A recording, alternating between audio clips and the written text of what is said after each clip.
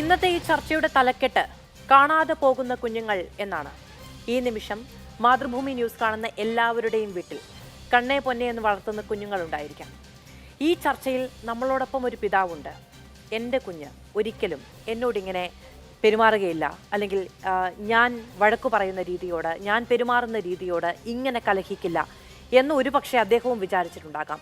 ആ പിതാവിൻ്റെ പെൺകുട്ടിയും ഒപ്പം അവളുടെ ഒരു കൂട്ടുകാരിയുമാണ് ഇന്നലെ വൈകുന്നേരം കേരളം മുഴുവനും ആശങ്കപ്പെടുകയും പിന്നീട് ഇപ്പോൾ സുരക്ഷിതരാണ് എന്ന ആശ്വാസത്തിൽ കഴിയുകയും ചെയ്യുന്നത്. നമ്മുടെ വീട്ടിൽ വളരുന്ന കുഞ്ഞുങ്ങൾ അവരെങ്ങനെയാണ് ചിന്തിക്കുന്നത്, എങ്ങനെയാണ് പെരുമാറുന്നത് എന്നത് അറിയാതെ പോകുന്നൊരു സാഹചര്യം നമ്മൾ അഭിമുഖീകരിക്കുന്നുണ്ട്. കാണാതെ പോകുന്ന കുഞ്ഞുങ്ങൾ എന്നാൽ നമ്മളുടെ കാഴ്ചയുടെ അപ്പുറത്തേക്ക് പോകുന്ന കുഞ്ഞുങ്ങൾ എന്നു മാത്രമല്ല അർത്ഥം. അതിൽ നമ്മൾ കാണാതെ പോകുന്ന കുഞ്ഞുങ്ങൾ, നമ്മുടെ കാഴ്ചപ്പാടുകൾ എത്തിച്ചേരാത്ത കുഞ്ഞുങ്ങൾ എന്നുകൂടിയുണ്ട്. അങ്ങനെയാണ് എങ്കിൽ കേൾക്കാതെ പോകുന്ന കുഞ്ഞുങ്ങൾ എന്നതുകൂടിയുണ്ട്. കഴിഞ്ഞ ദിവസം ലഹരിയുമായി ബന്ധപ്പെട്ട ചില ചർച്ചകൾ നടക്കുന്ന സമയത്ത് അതിലൊരു പാനലിസ്റ്റ് നമ്മളോട് ചോദിക്കുകയുണ്ടായി, നിങ്ങൾക്ക് എത്ര പേർക്ക് ഈ തലമുറയുടെ ഭാഷ അറിയാമെന്ന്, അവരുപയോഗിക്കുന്ന വാക്കുകളുടെ അർത്ഥം എന്താണ് എന്ന് പോലും അറിയാമെന്ന്, അവരോട് കമ്മ്യൂണിക്കേറ്റ് ചെയ്യാൻ, അവരോട് ആശയവിനിമയം നടത്താൻ, അവരുടെ പ്രശ്നങ്ങൾ ചോദിച്ചറിയാൻ നമുക്ക് ഒരു പൊതുഭാഷ പോലും ഇല്ലാതെ മാറിപ്പോയിട്ടുണ്ട് സമൂഹം എന്നത് തിരിച്ചറിയാതെ, അവനവൻ്റെ കുഞ്ഞുങ്ങളെ അഡ്രസ്സ് ചെയ്യാതെ ഇത് മുന്നോട്ട് പോകില്ല എന്നത് ഒരു യാഥാർത്ഥ്യമാണ്. അതായത് നമ്മൾ പറയുന്നയിടത്ത്, നമ്മൾ വരയ്ക്കുന്ന വരയ്ക്കപ്പുറത്ത് പോകാതെ നിൽക്കുന്നവരല്ല നമ്മൾ ഊട്ടി വളർത്തുന്ന കുഞ്ഞുങ്ങൾ എന്നത് മനസ്സിലാകേണ്ടത്. നമ്മുടെ കുഞ്ഞുങ്ങളാണോ വളരെ വ്യക്തിപരമായ തീരുമാനങ്ങൾ നടപ്പിലാക്കാൻ നമ്മളെ തന്നെ വെല്ലുവിളിക്കാൻ പോകുന്നവരാണോ എന്നത് തിരിച്ചറിയേണ്ടതുണ്ട്. അത് തിരിച്ചറിയാതെ പോയാൽ അതിന് നമ്മൾ കൊടുക്കേണ്ടി വരുന്ന വില ഒരുപക്ഷെ അത്രയും കാലം നമ്മുടേത് എന്ന് കരുതിയ കുഞ്ഞുങ്ങൾ തന്നെയാകും എന്നതൊരു വലിയ ആശങ്കയായി നിൽക്കുന്ന ദിവസമാണ് നമ്മൾ ഈ വിഷയം ചർച്ചയ്ക്കെടുക്കുന്നത്. നേരത്തെ പറഞ്ഞതുപോലെ നമ്മൾ കഴിഞ്ഞ ദിവസങ്ങളിലൊക്കെ, കഴിഞ്ഞ മണിക്കൂറുകളിലൊക്കെ ആശങ്കപ്പെടുകയും ഇപ്പോൾ സുരക്ഷിതരാണ് എന്ന ആശ്വാസത്തിലിരിക്കുകയും ചെയ്യുന്ന പെൺകുട്ടികളുടെ ഒരാളുടെ പിതാവ് നമ്മളോടൊപ്പം ഈ ചർച്ചയിലുണ്ട്. നമ്മളോടൊപ്പം വീണ എസ് നായർ, പൊതുപ്രവർത്തക, ശ്രീമതി ലൂസി, മുംബൈയിലെ ബ്യൂട്ടി പാർലർ ഉടമയാണ്. ഈ പെൺകുട്ടികളെ ലൊക്കേറ്റ് ചെയ്യാൻ, അവരെ വീണ്ടെടുക്കാനൊക്കെ പോലീസിന് സഹായകരമായ പ്രവൃത്തി അവരിൽ നിന്നുണ്ടായി എന്നതുകൊണ്ട് ഈ ചർച്ചയിൽ അവർ കൂടി അതിഥിയാണ്. ശ്രീ ജിതിൻ എസ്, ഹൈക്കോടതി അഭിഭാഷകനാണ്. ശ്രീമതി സംഗീത പി എൽ, മാനസികാരോഗ്യ വിദഗ്ധ. വിപുലമായ പാനലാണ്. നമുക്ക് ചർച്ചയിലേക്ക് കടക്കാം എന്ന് വിചാരിക്കുന്നു. ഈ പെൺകുട്ടികൾ ഒരാളുടെ അച്ഛൻ നമ്മളോടൊപ്പം ചർച്ചയിലുണ്ട്. ഞാൻ അദ്ദേഹത്തെ സർ എന്നാണ് അഭിസംബോധന ചെയ്യുക. സർ, അങ്ങേക്ക് കേൾക്കാമോ?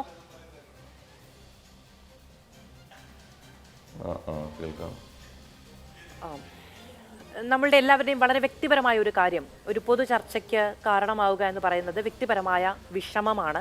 എന്താണ് ചോദിക്കുക എന്ന് പറയുന്നതും എന്താണ് മറുപടി പറയുക എന്നുള്ളതും നമ്മളെല്ലാവരും അഭിമുഖീകരിക്കുന്ന പ്രശ്നവുമാണ്. നേരത്തെ പറഞ്ഞതുപോലെ ഒരു തലമുറയുടെ പൊതുവായ പ്രശ്നം എന്ന നിലയ്ക്ക് ആർക്കെങ്കിലും എന്തെങ്കിലും തരത്തിൽ ഗുണകരമാകുമെങ്കിൽ അത് അങ്ങനെ ആവട്ടെ എന്ന ഒരു ചിന്തയിൽ നിന്നാണ് അങ്ങ് ഈ ചർച്ചയിലേക്ക് വിളിക്കുകയും അങ്ങ് ഈ ചർച്ചയിൽ പങ്കാളിയാകാം എന്ന് സമ്മതിക്കുകയും ചെയ്തത് എന്നത് തുടക്കത്തിൽ തന്നെ പറയട്ടെ. എന്തുകൊണ്ട് എന്ന ചോദ്യത്തിന്, എന്തുകൊണ്ട് കുട്ടികൾ ഇങ്ങനെ പോയി, ഇങ്ങനെ നമ്മളറിയാതെ പോയി, എന്തുകൊണ്ട് തിരിച്ചു വരാൻ വൈമുഖ്യം കാണിച്ചു എന്ന ചോദ്യത്തിന് ഉത്തരം കിട്ടിയിട്ടുണ്ടോ?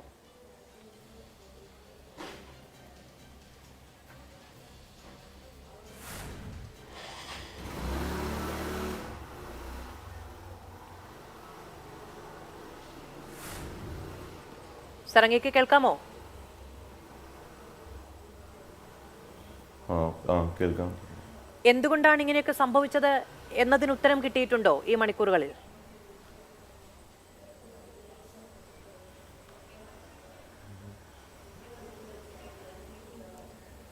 ഇത് സംഭവിക്കാൻ അങ്ങനെയുള്ളൊരു പ്രത്യേകിച്ച് കാരണങ്ങളൊന്നുമില്ല. അങ്ങനെ ഒരു ഇതുണ്ടാവാനുള്ളൊരു കാരണങ്ങളോ അതിന് പ്രത്യേകിച്ചുള്ളൊരു ഇതൊന്നും ഉള്ളതല്ല. യാദൃശ്യമായി എന്താണ്, മോള് ഇങ്ങനെ പരീക്ഷ എഴുതാൻ വേണ്ടി കൊണ്ടാക്കി. മോള് യാദൃശ്യമായിട്ട് പോയി. കൂട്ടുകാർ ആയിട്ട് ഇങ്ങനെ രണ്ടാളും കൂടിയിട്ട് ഇങ്ങനെ പോയി എന്നുള്ളത് മാത്രമേ ഉള്ളൂ. പ്രത്യേകിച്ചുള്ളൊരു അങ്ങനെയുള്ളൊരു ഇന്നവരെ അങ്ങനെയുള്ളൊരിതൊന്നും ഇല്ലാത്തൊരു സിറ്റുവേഷനാണ്. എന്തെങ്കിലും കാര്യത്തിൽ അഭിപ്രായ വ്യത്യാസങ്ങൾ ഉണ്ടായിരുന്നോ കുട്ടിയുമായി? ഇല്ല, ഒരു അഭിപ്രായ വ്യത്യാസങ്ങളും ഇന്നവരെ ഉണ്ടായിട്ടില്ല. ഇതിപ്പോൾ ജീവിതത്തിൽ ആദ്യമായിട്ടാണ് മോൾ ഇങ്ങനെ ഇത്തിരി ഒരു ദൂരം മോൾ പോയതും പിന്നെ അങ്ങനെയുള്ളത്. ഇതുവരെ അങ്ങനെ ഉണ്ടായിട്ടുമില്ല. അങ്ങനെയുള്ള അഭിപ്രായം ഇതുവരെ ഉണ്ടായിട്ടില്ല. ഒരിഷ്ടങ്ങൾക്കും എതിര് നിന്നിട്ടില്ല. ഇല്ല ഇല്ല, അങ്ങനത്തെ ഒരു വിഷയം ഉണ്ടായിട്ടേ ഇല്ല ഇതുവരെയായിട്ട്. ഈ രണ്ട് കുട്ടികളാണല്ലോ ഇങ്ങനെ ഒരു യാത്ര പോയത്. അപ്പോൾ നമുക്ക് പലയിടങ്ങളിൽ നിന്ന് ലഭിക്കുന്ന വിവരങ്ങളൊക്കെ അനുസരിച്ച് ചില ഇഷ്ടങ്ങൾക്ക് എതിര് നിന്നു എന്നത് അടുത്ത പെൺകുട്ടിയുടെ രക്ഷിതാവ് പറയുന്നുണ്ടായിരുന്നു. കുറച്ച് മോഡേണായി നടക്കുന്നതിൽ ഒക്കെ എതിർപ്പ് പ്രകടിപ്പിച്ചിരുന്നു. അത്തരം ചില വളരെ സ്വാഭാവികമായി എന്ന് നമ്മളൊക്കെ വിചാരിക്കുന്ന ചില എതിർപ്പുകൾ ഉണ്ടായിരുന്നു എന്നുള്ളത്. അതൊരു പക്ഷേ ഈ പറയുന്ന കൂട്ടുകാരിയുടെ ഒരു കലഹത്തിന്, ഒരു എതിർപ്പിന് കൂട്ടുനിന്നു എന്നുള്ളതാണോ മനസ്സിലാക്കുന്നത്?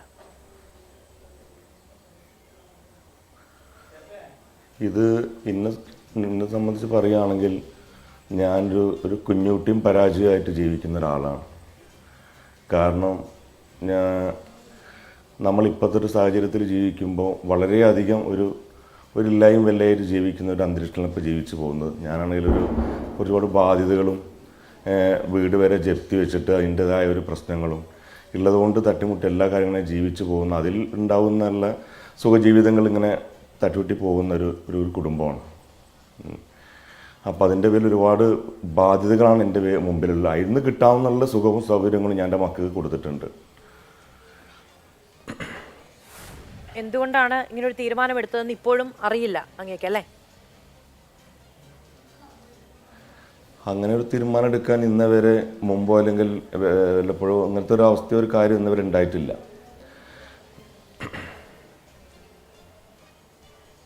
ഈ കുട്ടികളോട് സംസാരിച്ച സമയത്ത് അവർക്ക് വീട്ടിൽ കുറച്ച് പ്രശ്നങ്ങളുണ്ട്, തിരികെ വരാൻ താല്പര്യമില്ല എന്നൊക്കെ പ്രതികരിച്ചതായി കേട്ടിട്ടുണ്ടാകുമല്ലോ. അത് അമ്പരപ്പുണ്ടാക്കുന്ന കാര്യമായിരുന്നോ? വീട്ടിലേക്ക് തിരിച്ചു വരാൻ താല്പര്യം ഇല്ല എന്ന് പറയുന്നത് കാരണം ഇന്നവരെ വീടുകളിൽ നമ്മൾ അങ്ങനത്തെ ഒരു പ്രശ്നങ്ങളോ അല്ലെങ്കിൽ കുട്ടികൾക്ക് ബാധിക്കാവുന്ന വലിയ പ്രശ്നങ്ങളോ ഇതുവരെ ഉണ്ടായിട്ടില്ല, വീട്ടിലുണ്ടായിട്ടില്ല. പിന്നെ നമുക്കുണ്ടാവുന്ന ഈ ഇല്ലായും വെല്ലായും വീടുകളിൽ സാധാരണ ഉണ്ടാവുന്ന വിഷയങ്ങൾ, നമ്മൾ ഈ ബാധ്യതകൾ വീടുകളിൽ സാധാരണ ഉണ്ടാവുന്ന പ്രശ്നങ്ങൾ ഇത്രമാത്രം. ഞാനാണെങ്കിൽ ഇപ്പോൾ നമ്മൾ ബാങ്കിൽ നിന്ന് MTC ബാങ്കിൽ നിന്ന് ലോൺ വന്നിട്ട് ഈ ജപ്തി വന്നിട്ട് 2 പ്രാവശ്യം ഒഴിവായിട്ട് ഇപ്പോൾ നിൽക്കുന്ന ഏകദേശം ഒരു ജപ്തിക്കിൻ്റെ ഒരു ലെവലിൽ നിൽക്കുന്ന ഒരു സാമ്പത്തികം വളരെയധികം ഒരു വിഷമത്തിലുള്ള ഒരു അന്തരീക്ഷത്തിലാണ് ഇപ്പോൾ ഈ ഒരു വിഷയം ഉണ്ടായിക്കൊണ്ട് ഇത് പോയത്. അത് വളരെയധികം മാനസികമായിട്ട് എന്നെ വളരെ തകർക്കുകയാണ് ചെയ്യുന്നത്. കുട്ടികൾക്ക് ബാധിക്കുന്ന ഒരു കാര്യം വീടുന്നോ അല്ലെങ്കിൽ ഇന്നെ സംബന്ധിച്ചോ നമ്മളത് ഇന്നേവരെ ഉണ്ടായിട്ടില്ല. അതിനൊരു അവസരങ്ങളൊന്നും ഇന്നേവരെ ഇല്ല. മോൾക്ക് പഠിക്കാൻ ബുദ്ധിമുട്ടുണ്ടായിരുന്നോ എന്തെങ്കിലും തരത്തിൽ? മോൾക്ക് ഇന്നവരെ ഇപ്പം ഈ ഒരു +2 വരെ എത്താവുന്ന ലെവലിൽ വരെ ഇന്നവരെ ഒരു ബുദ്ധിമുട്ടും ഈ സാധാരണയുള്ള പോലെ തന്നെയുള്ള ചുറ്റുപാടുകൾ ഇങ്ങനെ കടന്നു പോയി എന്നല്ലാതെ വേറെയുള്ളൊരു പിന്നെ വലിയ ആർഭാടങ്ങളോ അങ്ങനെയുള്ള ഒരു രീതിയിൽ ജീവിക്കുന്ന ഒരു കൂട്ടത്തിലുള്ള ആളല്ല ഞാൻ ഉള്ളതുകൊണ്ട് നമ്മൾ അടിച്ച് സാധാരണ പോലെ തട്ടിമുട്ടി ഇങ്ങനെ പോകുന്ന ഒരു അവസ്ഥയിലല്ലാതെ കണ്ണമാന ആർഭാടങ്ങളും മോഡലുകളും ഉണ്ടാകുന്ന ആ ലെവലിൽ ജീവിച്ചു പോകുന്ന ഒരാളല്ല. ശരി, ഇതിപ്പോൾ നമ്മൾ തുടക്കത്തിൽ പറഞ്ഞതുപോലെ അങ്ങേക്ക് പറയാൻ കഴിയുന്ന, അതായത് എന്താണ് സംഭവിച്ചത് എന്ന് പറഞ്ഞു തരാൻ കഴിയുമെങ്കിൽ എന്ന നിലയ്ക്കാണ് ഞാൻ ഇത്രയും കാര്യങ്ങൾ ചോദിച്ചത്. ഒരു അങ്ങയുടെ മകളോ അടുത്ത കുട്ടിയോ മാത്രം ഉൾപ്പെടുന്ന അവരെ രണ്ടുപേരെയും മാത്രം ബാധിക്കുന്ന ഒരു വിവരം അല്ലെങ്കിൽ ഒരു സംഭവം എന്ന നിലയ്ക്കേ അല്ല നമ്മൾ ഈ ചർച്ച എടുക്കുന്നത്. നമ്മുടെ ഒക്കെ വീട്ടിൽ പെൺകുഞ്ഞുങ്ങളുണ്ട്, ആൺകുഞ്ഞുങ്ങളുണ്ട്.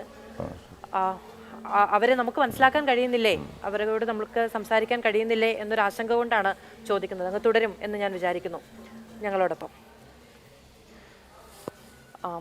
വീണ കേൾക്കാമെന്ന് ഞാൻ വിചാരിക്കുന്നു. എന്തുകൊണ്ടാണ് അങ്ങനെ സംഭവിച്ചത് എന്നുപോലും അറിയാൻ കഴിയുന്ന ഒരവസ്ഥയിലല്ല ആ കുട്ടിയുടെ പിതാവ് എന്ന് പറയുന്നത്. അപ്പോൾ കഴിഞ്ഞ ദിവസങ്ങളിലൊക്കെ നമ്മൾ കുട്ടികളുടെ കാര്യം പറഞ്ഞപ്പോൾ നാട്ടുകാർക്ക് അങ്ങനെ ഒരു പ്രശ്നമുള്ള കുട്ടിയാണ് എന്ന്, വീട്ടുകാർക്ക് അങ്ങനെ എന്തെങ്കിലും പേടിയുള്ള കുട്ടിയാണ് എന്നൊന്നും പല സംഭവങ്ങളിലില്ല. ഇതിപ്പോൾ അങ്ങനെ പ്രശ്നമുള്ള കുട്ടികളോ പേടിക്കേണ്ട കുട്ടികളോ ഒന്നുമല്ല. ഞാൻ പറഞ്ഞത് മറ്റു ചില കാര്യങ്ങളുമായി ബന്ധപ്പെട്ടാണ്. അങ്ങനെ അറിയാതെ പോകുന്നത് എന്തുകൊണ്ടാണ് നമ്മൾ നമ്മുടെ വീട്ടിൽ വളരുന്ന കുഞ്ഞുങ്ങളുടെ പ്രശ്നങ്ങളും പ്രതിസന്ധികളും?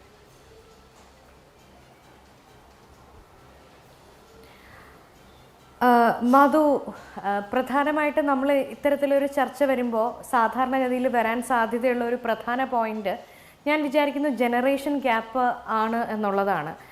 ഈ ജനറേഷൻ ഗ്യാപ്പ് എല്ലാ കാലഘട്ടത്തിലും പേരൻസും മക്കളും തമ്മിലൊക്കെ ഉണ്ടായിട്ടുണ്ട്. പക്ഷേ ഈ ഒരു കാലഘട്ടത്തിൽ ആ ജനറേഷൻ ഗ്യാപ്പിന് അപ്പുറത്തേക്ക്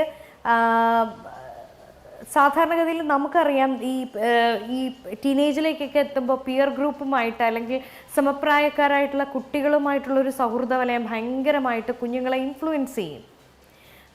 ഈ പറഞ്ഞതുപോലെ ഇന്നത്തെ കാലഘട്ടത്തിൻ്റെ ഭാഷ, അവരുപയോഗിക്കുന്ന ടെക്നോളജി, അവരുടെ ഡിജിറ്റൽ ലോകത്തെ സൗഹൃദ വലയങ്ങൾ, അതിൻ്റെ ആഴം, വ്യാപ്തി, ഇതൊന്നും അതിലേക്ക് എത്തിച്ചേരാൻ പലപ്പോഴും പാരൻസിന് സാധിക്കുന്നില്ല എന്നുള്ളതൊരു യാഥാർത്ഥ്യമാണ്.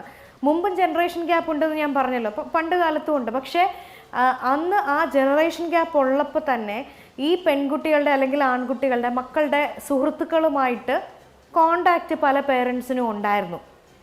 അല്ലെങ്കിൽ തമ്മിൽ വീടുകൾ സന്ദർശിക്കുക, അവരുടെ പേരൻസുമായിട്ട് സൗഹൃദമുണ്ടാവുക, അത്തരത്തിലുള്ള സാഹചര്യങ്ങളുണ്ടായിരുന്നു. പക്ഷേ ഞാൻ വിചാരിക്കുന്നു ഇന്നത്തെ കാലഘട്ടത്തിൽ അതിനൊക്കെ അപ്പുറത്തേക്ക് ഒരു ഡിജിറ്റൽ സ്പേസിലുള്ള സൗഹൃദങ്ങളിലേക്ക് പോവുകയും, അല്ലെങ്കിൽ ഫിസിക്കലി തന്നെ ഒരേ ക്ലാസ്സിലൊക്കെ ഇരുന്ന് പഠിക്കുന്ന കുട്ടികളാണെങ്കിൽ പോലും അവർ തമ്മിൽ പറയുന്ന കാര്യങ്ങൾ, അവർ ഷെയർ ചെയ്യുന്ന തോട്ട്സ്, അതിലേക്ക് പാരൻസിന് ഇറങ്ങിച്ചെല്ലാൻ സാധിക്കുന്നില്ല എന്നുള്ളത് ഒരു യാഥാർത്ഥ്യമാണ്. അവിടെയാണ് ഈ പാരൻസിന് കുട്ടികളുടെ ഭാഷ മനസ്സിലാവുന്നില്ലല്ലോ എന്ന് പറയുന്നത്.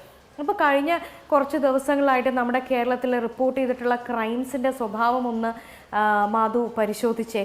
ഒരു കുട്ടിയെ കുറേ കുട്ടികൾ ചേർന്ന് ആക്രമിക്കാൻ പ്ലാൻ ചെയ്യുന്നത് സോഷ്യൽ മീഡിയയുടെ സഹായത്തോടു കൂടിയാണ്. അവരുടെ പരസ്പരമുള്ള കമ്മ്യൂണിക്കേഷൻ നടക്കുന്നത് ആ രീതിയിലേക്ക് ക്രൈം ചെയ്യുന്നത് പോലും നമുക്കൊരു 15 വർഷം മുമ്പ് ഇത്തരത്തിലൊരു കാര്യം ചിന്തിക്കാൻ സാധിക്കുമോ? അല്ലെങ്കിൽ ബസ്സിനുള്ളിൽ 10ാം ക്ലാസ്സുകാരൻ 8ാം ക്ലാസ്സുകാരനെ ആക്രമിക്കുന്നു, അത് നമുക്ക് 10-15 വർഷം മുമ്പ് ചിന്തിക്കാൻ സാധിക്കും. അപ്പോൾ എല്ലാ തരത്തിലും ഈ തലമുറ വലിയ രീതിയിലേക്ക് ഈ പേരൻസിൽ നിന്നും അല്ലെങ്കിൽ അവരുടെ ഭാഷയിൽ നിന്നും ഒക്കെ അകന്നു പോയിട്ടുണ്ട്. അല്ലെങ്കിൽ കുട്ടികളുടെ ഭാഷയുടെ വേഗത്തിനൊപ്പം അവരുടെ ടെക്നോളജി ആക്സസിബിലിറ്റിയുടെ ആ വേഗത്തിനൊപ്പം ഒന്നും നമുക്ക് എത്താൻ സാധിക്കുന്നില്ല എന്നുള്ളതൊരു വസ്തുതയാണ്.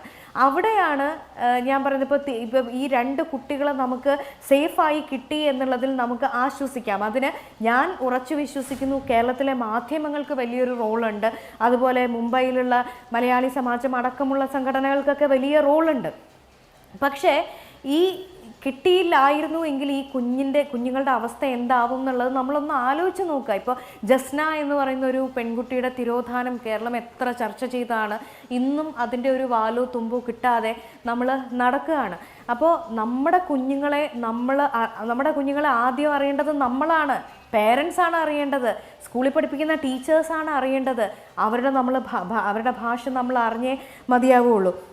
മാധു, 2024 മിസ്സിംഗ് കേസസ്, അതിൽ കുട്ടികൾ ഉൾപ്പെടെയുള്ള അഡൾട്ട്സിൻ്റെ മിസ്സിംഗ് കേസസ് ഞാൻ പറയാണ്, 11,897 മിസ്സിംഗ് കേസസ് ഉണ്ടെന്നാണ് കണക്കുകൾ പറയുന്നത്. ഇതിൽ എത്ര പേരെ എവിടെയാണ് എന്താണ് നമുക്കറിയില്ല. അപ്പോൾ വലിയ ആശങ്കയുടെ ഒരു സാഹചര്യത്തിലൂടെയാണ് നമ്മൾ പോയിക്കൊണ്ടിരിക്കുന്നത്. സ്കൂളുകളിൽ സൈക്കോളജിസ്റ്റുകളുടെ സാന്നിധ്യം ഉണ്ടാവണം എന്നുള്ളത് നമുക്കറിയാം. പക്ഷേ എത്ര സൈക്കോളജിസ്റ്റുകളുടെ മുന്നിലേക്ക് കുഞ്ഞുങ്ങൾ ചെന്ന് മനസ്സ് തുറക്കുന്നുണ്ട് എന്നുള്ളത് ഒരു ചോദ്യമാണ്.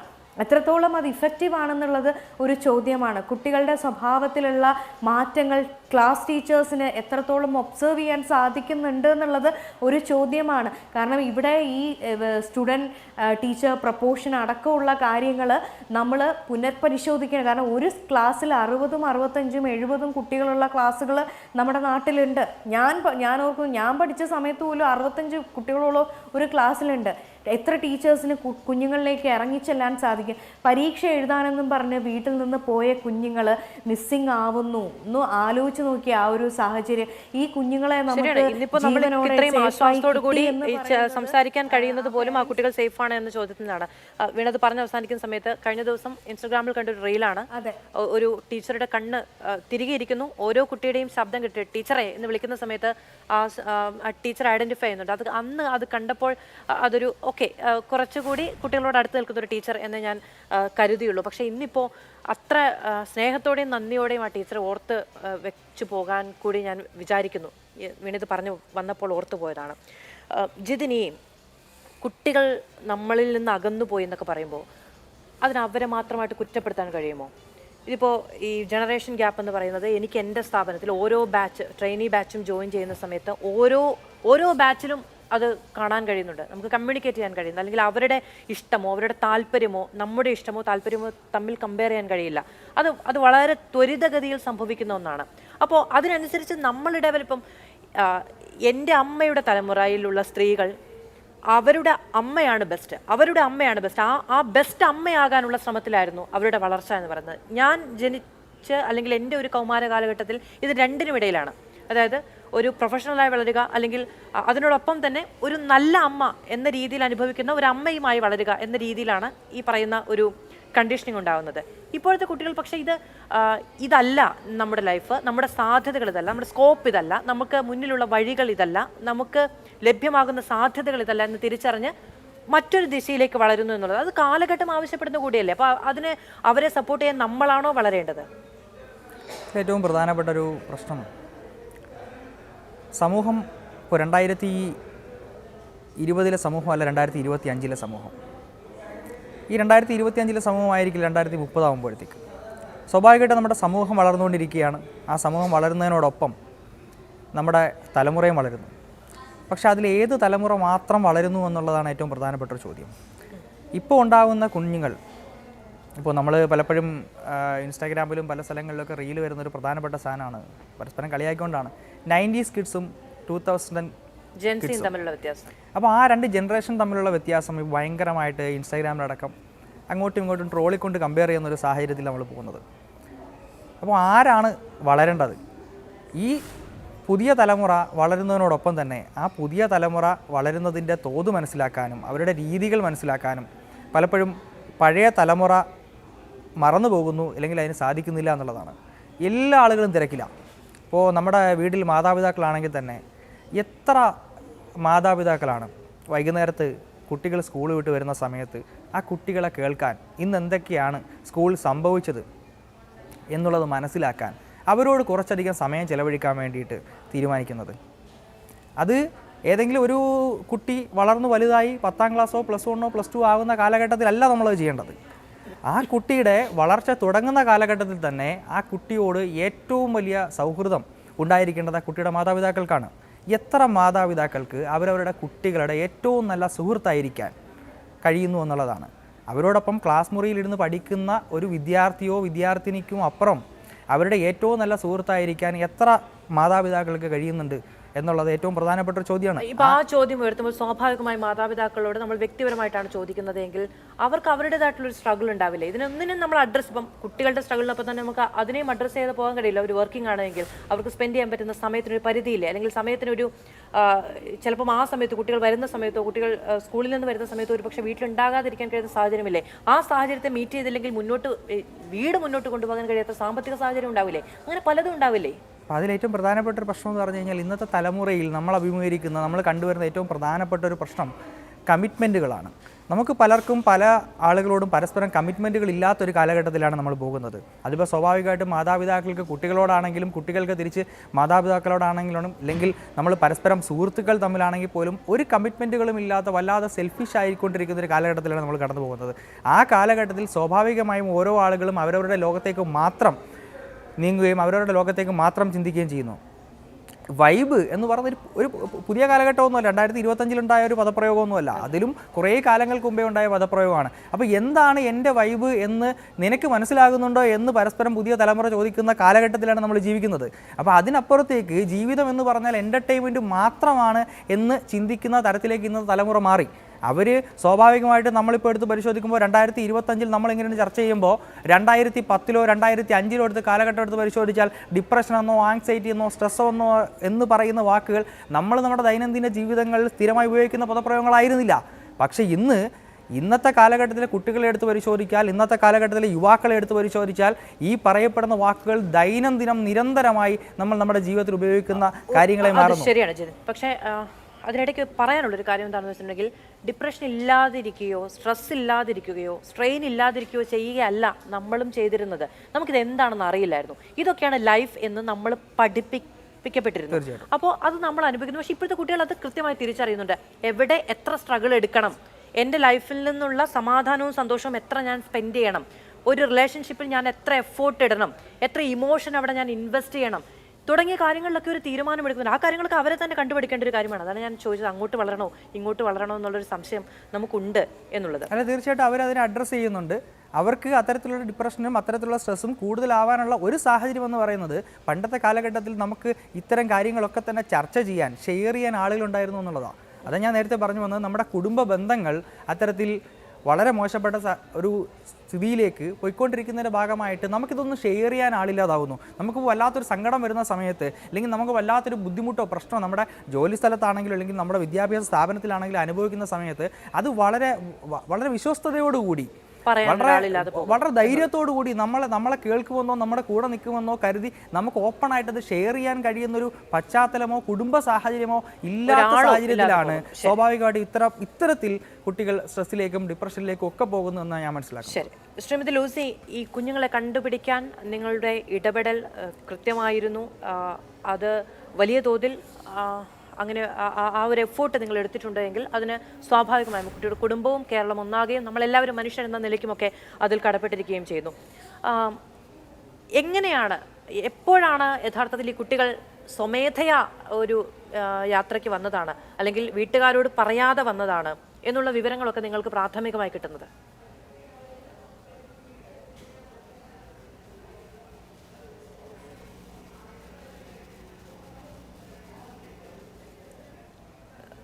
ശ്രീമതി ലൂസി, കേൾക്കാമോ? അതൊന്ന് അൺമ്യൂട്ട് ചെയ്യാമോ?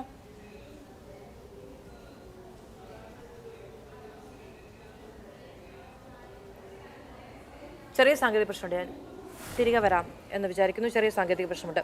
ശ്രീമതി സംഗീത, കേൾക്കാമോ?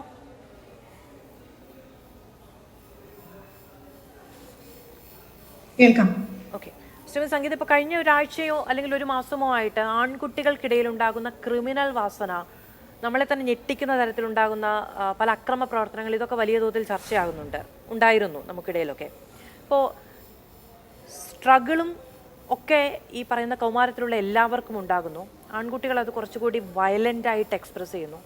പെൺകുട്ടികൾ അത് അറ്റാച്ച്മെൻറ്റ് ഇല്ലാതെയും ഒരുതരം അരാജകത്വം പ്രകടിപ്പിച്ചും കമ്മിറ്റ്മെൻ്റ് ഇല്ലായ്മ കാണിച്ചുകൊണ്ടും ഒക്കെ പ്രകടിപ്പിക്കുന്നു എന്നിങ്ങനെയൊക്കെയാണ് ഇപ്പം നമുക്ക് നോക്കിക്കാണുന്ന സമയത്ത് മനസ്സിലാകുന്നത്. എന്തുകൊണ്ടാണ് ഈ പറയുന്ന ഒരു കമ്മിറ്റ്മെൻറ്റിൻ്റെ കുഴപ്പം അങ്ങോട്ടും ഇങ്ങോട്ടും, ഞാൻ ഒരു തരത്തിലും ഒരു ഘട്ടത്തിലും അത് കുട്ടികളുടെ ഭാഗത്തുനിന്ന് മാത്രം ഉണ്ടാകുന്നു എന്ന് പറഞ്ഞു വെക്കാൻ തയ്യാറാകുന്നില്ല. അങ്ങോട്ടും ഇങ്ങോട്ടും ഈ കമ്മിറ്റ്മെൻറ്റ് ഉണ്ടാകാതെ പോകുന്നത്, എനിക്ക് പ്രിയപ്പെട്ടവരാണ്, ഞാൻ ഇവിടെയാണ് നിൽക്കേണ്ടത്, വേദനിപ്പിക്കേണ്ടവരല്ല.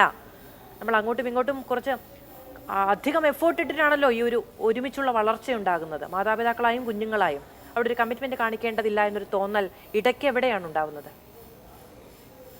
അതിൽ നമ്മൾ മെയിനായിട്ട് പറയുകയാണെങ്കിൽ ഈ കമ്മിറ്റ്മെൻറ്റിന് അതിലേക്ക് പോകുന്നതിന് മുൻപ് തന്നെ നമ്മൾ ആ ടീനേജിൽ നമുക്ക് വരുന്ന കുറച്ച് മാറ്റങ്ങളെ കുറിച്ച് അറിയുന്നത് നല്ലതാണ്. അതായത് ഒരു കുട്ടിയിൽ ഒരു 10-16 വയസ്സാകുമ്പോൾ നമ്മുടെ ബുദ്ധിപരമായിട്ടുള്ള വളർച്ച ഏതാണ്ട് പൂർത്തിയാകും. പക്ഷെ വൈകാരിക പക്വത അല്ലെങ്കിൽ ഒരു ഇമോഷണൽ മെച്യൂരിറ്റി വരാനായിട്ട് ഒരു 25 മുതൽ 35 വയസ്സ് വരെ എടുക്കുന്നുണ്ട് ആക്ച്വലി. അപ്പം ആ ഒരു 16 വയസ്സ് മുതൽ 25 വയസ്സ് വരെ നമ്മുടെ ഓരോ വ്യക്തികളും പോകുന്നത് നല്ല ബുദ്ധിയുള്ള തലച്ചോറും പക്ഷെ ബോധം ഉറയ്ക്കാത്ത ഒരു അവസ്ഥയുമായിട്ടാണ്. അതിൽ വളരെ ഇമ്പൾസീവായിട്ടുള്ള ഒരു, അതായത് അവർക്ക് എന്താണ് സുഖം തരുന്നത്, അവർക്ക് എന്താണ് ലഹരി കൊടുക്കുന്നത്, അതിലേക്ക് പോകാനുള്ള പ്രവണത വളരെ കൂടുതലായിരിക്കും. എന്ന് വെച്ച് കഴിഞ്ഞാൽ നമ്മുടെ ബ്രെയിനിൻ്റെ ഒരു പ്രീ ഫ്രോണ്ടൽ കോർട്ടെക്സ് എന്ന് പറയുന്ന ഭാഗമാണ് നമുക്ക് ആ ഒരു പ്ലാനിങ്, ജഡ്ജ്മെൻ്റ് ഒക്കെ തരുന്നത്. ആ ഏരിയ വളരെ പുവർലി മെച്യൂർഡ് ആണ് ടീനേജേഴ്സിൽ. അതിൻ്റെ കൂടെ തന്നെ അപ്പം ഇങ്ങനൊരു കാര്യം നമ്മളൊക്കെ വളരുമ്പോഴും നമുക്ക് ടീനേജിൽ ഉണ്ടായിട്ടുണ്ട്. ഇപ്പം നമ്മൾ അന്ന് ചെയ്ത എല്ലാ കാര്യങ്ങളും വളരെ പക്വതയിലാണെന്ന് നമുക്ക് പറയാൻ സാധിക്കില്ല. പക്ഷേ ഇന്നത്തെ ജനറേഷനിലെ പ്രശ്നം എന്താണെന്ന് വെച്ച് കഴിഞ്ഞാൽ അതിൻ്റെ കൂടെ തന്നെ അവർക്ക് ഇമ്പൾസീവായിട്ട് പെരുമാറാനും കമ്മിറ്റ്മെൻ്റ് ഇല്ലാതെ പെരുമാറാനുള്ള ഒരു സൊസൈറ്റിയിലുള്ള അവസരങ്ങൾ കൂടെ കൂടിയിട്ടുണ്ട്. ഫോർ എക്സാമ്പിൾ, ഇപ്പോൾ നമുക്ക് കുറച്ച് വർഷം മുൻപ് നമുക്കൊരു നല്ല ബിരിയാണി കഴിക്കണമെന്ന് തോന്നുകയാണെങ്കിൽ നമ്മൾ അച്ഛനോട് അമ്മോട് പറയുന്നു, അല്ലെങ്കിൽ ഒരു നല്ല കല്യാണത്തിന് കാത്തിരിക്കുന്നു, അല്ലെങ്കിൽ ഒരു നമ്മൾ എപ്പോഴെങ്കിലും സിറ്റിയിൽ പോകുമ്പോൾ 1-2 മാസം കഴിഞ്ഞാണ് ആ ബിരിയാണി നമുക്ക് കയ്യിൽ കിട്ടുന്നത്. ഒരു സിനിമ കാണണമെന്ന് പറയുകയാണെങ്കിൽ ഒരു വെക്കേഷനോ അല്ലെങ്കിൽ ക്രിസ്മസിനോ ഒക്കെയാണ് നമ്മൾ സിനിമ കാണുന്നത്, അല്ലെങ്കിൽ ഞായറാഴ്ച വരുന്ന ദൂരദർശനിൽ വരുന്ന സിനിമയാണ് നമ്മൾ കാണുന്നത്. അതുപോലെ ഒരാളോട് ഇഷ്ടം തോന്നിക്കഴിഞ്ഞാൽ നമുക്ക് പറയാനായിട്ട് എളുപ്പമല്ല. നമ്മളൊരാളെ പല പ്രാവശ്യം നോക്കുന്നു, ചിലപ്പോൾ പറയുന്നു, ചിലപ്പോൾ പറയാതിരിക്കുന്നു. അപ്പോൾ ഇതിനിടയിൽ തന്നെ നമുക്ക് ആ ചിലപ്പോൾ ആഗ്രഹം തന്നെ പോയേക്കാം. പക്ഷെ ഇന്നത്തെ കാലത്ത് it's everything on there finger tips. ഇപ്പം നമുക്കൊരു ഭക്ഷണം ഓർഡർ ചെയ്യണമെങ്കിൽ അല്ലെങ്കിൽ ഒരു ബിരിയാണി കഴിക്കണമെന്ന് തോന്നുകയാണെങ്കിൽ you just need A few hundred rupees and then you can order it. അല്ലെങ്കിൽ ഒരാളോട് ഇഷ്ടം പറയണമെങ്കിൽ നമുക്ക് ചാനൽസ് വളരെ സോഷ്യൽ മീഡിയ വളരെ അവൈലബിൾ ആണ്. അപ്പം ഇങ്ങനെയുള്ള സാഹചര്യങ്ങളിൽ കുട്ടികൾക്ക് എടുത്തു ചാടി പെരുമാറാനുള്ള അവസര സാധ്യതകൾ വളരെ കൂടുതലാണ്. അപ്പോൾ നമ്മളുടെ കാലത്ത് ഈ ഫെസിലിറ്റീസ് ഉണ്ടെങ്കിൽ നമ്മൾ എങ്ങനെയായിരുന്നു നമുക്ക് പറയാൻ പറ്റില്ല. അപ്പോൾ ഈ technological advancements has caused A huge impact on these children. Another point is the availability of drugs പറഞ്ഞു കഴിഞ്ഞാൽ ഇപ്പം ഞാൻ ക്ലിനിക്കൽ സൈക്കോളജിസ്റ്റ് ആണ്. ഞാൻ ഒരു 9 to 5 എന്നും കുട്ടികളെയും മുതിർന്നവരെയൊക്കെ കാണുന്നവരാണ്. അപ്പോൾ അതിൽ ഡ്രഗ്സിൻ്റെ ഇൻഫ്ലുവൻസ് വളരെയധികം കോമൺ ആയിട്ട് ഇപ്പോൾ നമ്മുടെ ക്ലിനിക്കിൽ വരുന്നുണ്ട്. അത് മാത്രമല്ല കുട്ടികൾ അതിനെ വളരെ ലാഘവത്തോടെയാണ് കാണുന്നത്. അതായത് ഇപ്പോൾ കഞ്ചാവ് ഉപയോഗിക്കുന്ന കുട്ടികൾ പറയുന്നത് അതൊരു നാച്ചുറൽ ഹെർബലാണ്, അതുകൊണ്ട് കുഴപ്പമില്ല എന്നുള്ളതാണ്. പക്ഷെ ഒരുപാട് കേസുകളിൽ കഞ്ചാവ് തന്നെ ഉപയോഗിച്ച് മാനസിക നില തെറ്റി വരുന്നവരെ നമ്മൾ ഡെയിലി കാണുകയാണ്. പക്ഷെ അതിനെക്കുറിച്ചുള്ള ഒരു അവെയർനെസ് കുട്ടികളിൽ വളരെയധികം കുറവാണ്. അതുകൂടാതെ തന്നെ ഇപ്പം ഇതൊക്കെ എക്സ്പോസ്ഡ് ആണെങ്കിലും എല്ലാ കുട്ടികളും വീട്ടിൽ നിന്ന് ഇറങ്ങി പോകുന്നില്ല, എല്ലാ കുട്ടികളും അക്രമാസക്തരാകുന്നില്ല. അപ്പോൾ അതിൽ ഇൻഡിവിജ്വൽ ഡിഫറൻസസ് ഉണ്ട്. അതായത് കുട്ടികളിലെ ADHD എന്ന് പറയും നമ്മൾ, attention deficit hyperactivity disorder, conduct disorder, അല്ലെങ്കിൽ evolving personality disorders, other mental health problems, ഇങ്ങനെയുള്ള കുട്ടികൾക്ക് ഇങ്ങനത്തെ ഇമ്പൾസിവിറ്റി കുറേ കൂടെ കൂടുതലാണ്.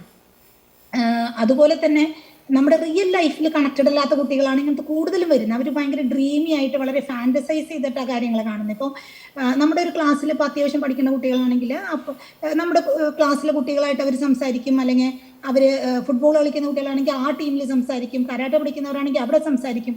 റിയൽ ലൈഫിൽ ഇങ്ങനെ പോകുന്ന കുട്ടികൾക്ക് പലപ്പോഴും കണക്ഷൻസ് കുറവാണ്.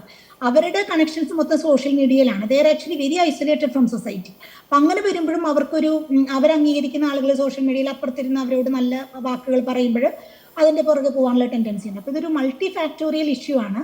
അതുപോലെ തന്നെ ഇപ്പോൾ പാരൻസിൻ്റെ കമ്മ്യൂണിക്കേഷൻ എന്ന് പറയുമ്പോൾ ഇപ്പം നിങ്ങൾ പറഞ്ഞ പോലെ നമ്മുടെ societal changes it's going at A very high pace. അതായത് സോഷ്യൽ ചേഞ്ച് നമുക്ക് ഒരു മിന്നൽ വേഗത്തിലാണ് പോകുന്നത്. അതായത് ഇപ്പോൾ നമ്മളൊരു 10 വർഷം മുൻപ് വെച്ച് നോക്കുകയാണെങ്കിൽ ഇപ്പോൾ നമുക്ക് കുട്ടികൾ ഇപ്പോൾ കാണുന്ന സീരീസ്, കൊറിയൻ സീരീസ് അല്ലെങ്കിൽ ഇംഗ്ലീഷ് സീരീസൊക്കെ പലപ്പോഴും നോർത്ത് അമേരിക്കൻ അല്ലെങ്കിൽ കൊറിയൻ അങ്ങനെ അല്ലെങ്കിൽ ജാപ്പനീസ് ലൈഫ് സ്റ്റൈൽസ് കുട്ടികൾ അതേപോലെ ഒപ്പിയെടുക്കുകയാണ്. അപ്പോൾ ഈ കുട്ടികൾ ഈ ചെറിയ പ്രായത്തിൽ അത് കാണുമ്പോൾ അവരുടെ value system is based on that. നമ്മൾ ഇവിടുത്തെ അച്ഛനമ്മമാർ കേരള വാല്യൂസ് വെച്ച് നോക്കുമ്പോൾ അപ്പോൾ ഒരു വളരെ വലിയ അന്തരമാണ്. അപ്പോൾ അതുകൊണ്ട് തന്നെ ഒരു ടീനേജൊക്കെ ആയിക്കഴിഞ്ഞാൽ പാരൻസിനെ അവിടെ സംസാരിക്കുക എന്ന് പറഞ്ഞാൽ അവർ വേണമെന്ന് വെച്ചാൽ പോലും പറ്റാത്ത ഒരു സിറ്റുവേഷനാണ്. അവർക്കത് പലപ്പോഴും അവരുടെ ഭാഷ മനസ്സിലാകുന്നില്ല, നിങ്ങൾ നേരത്തെ പറഞ്ഞ പോലെ.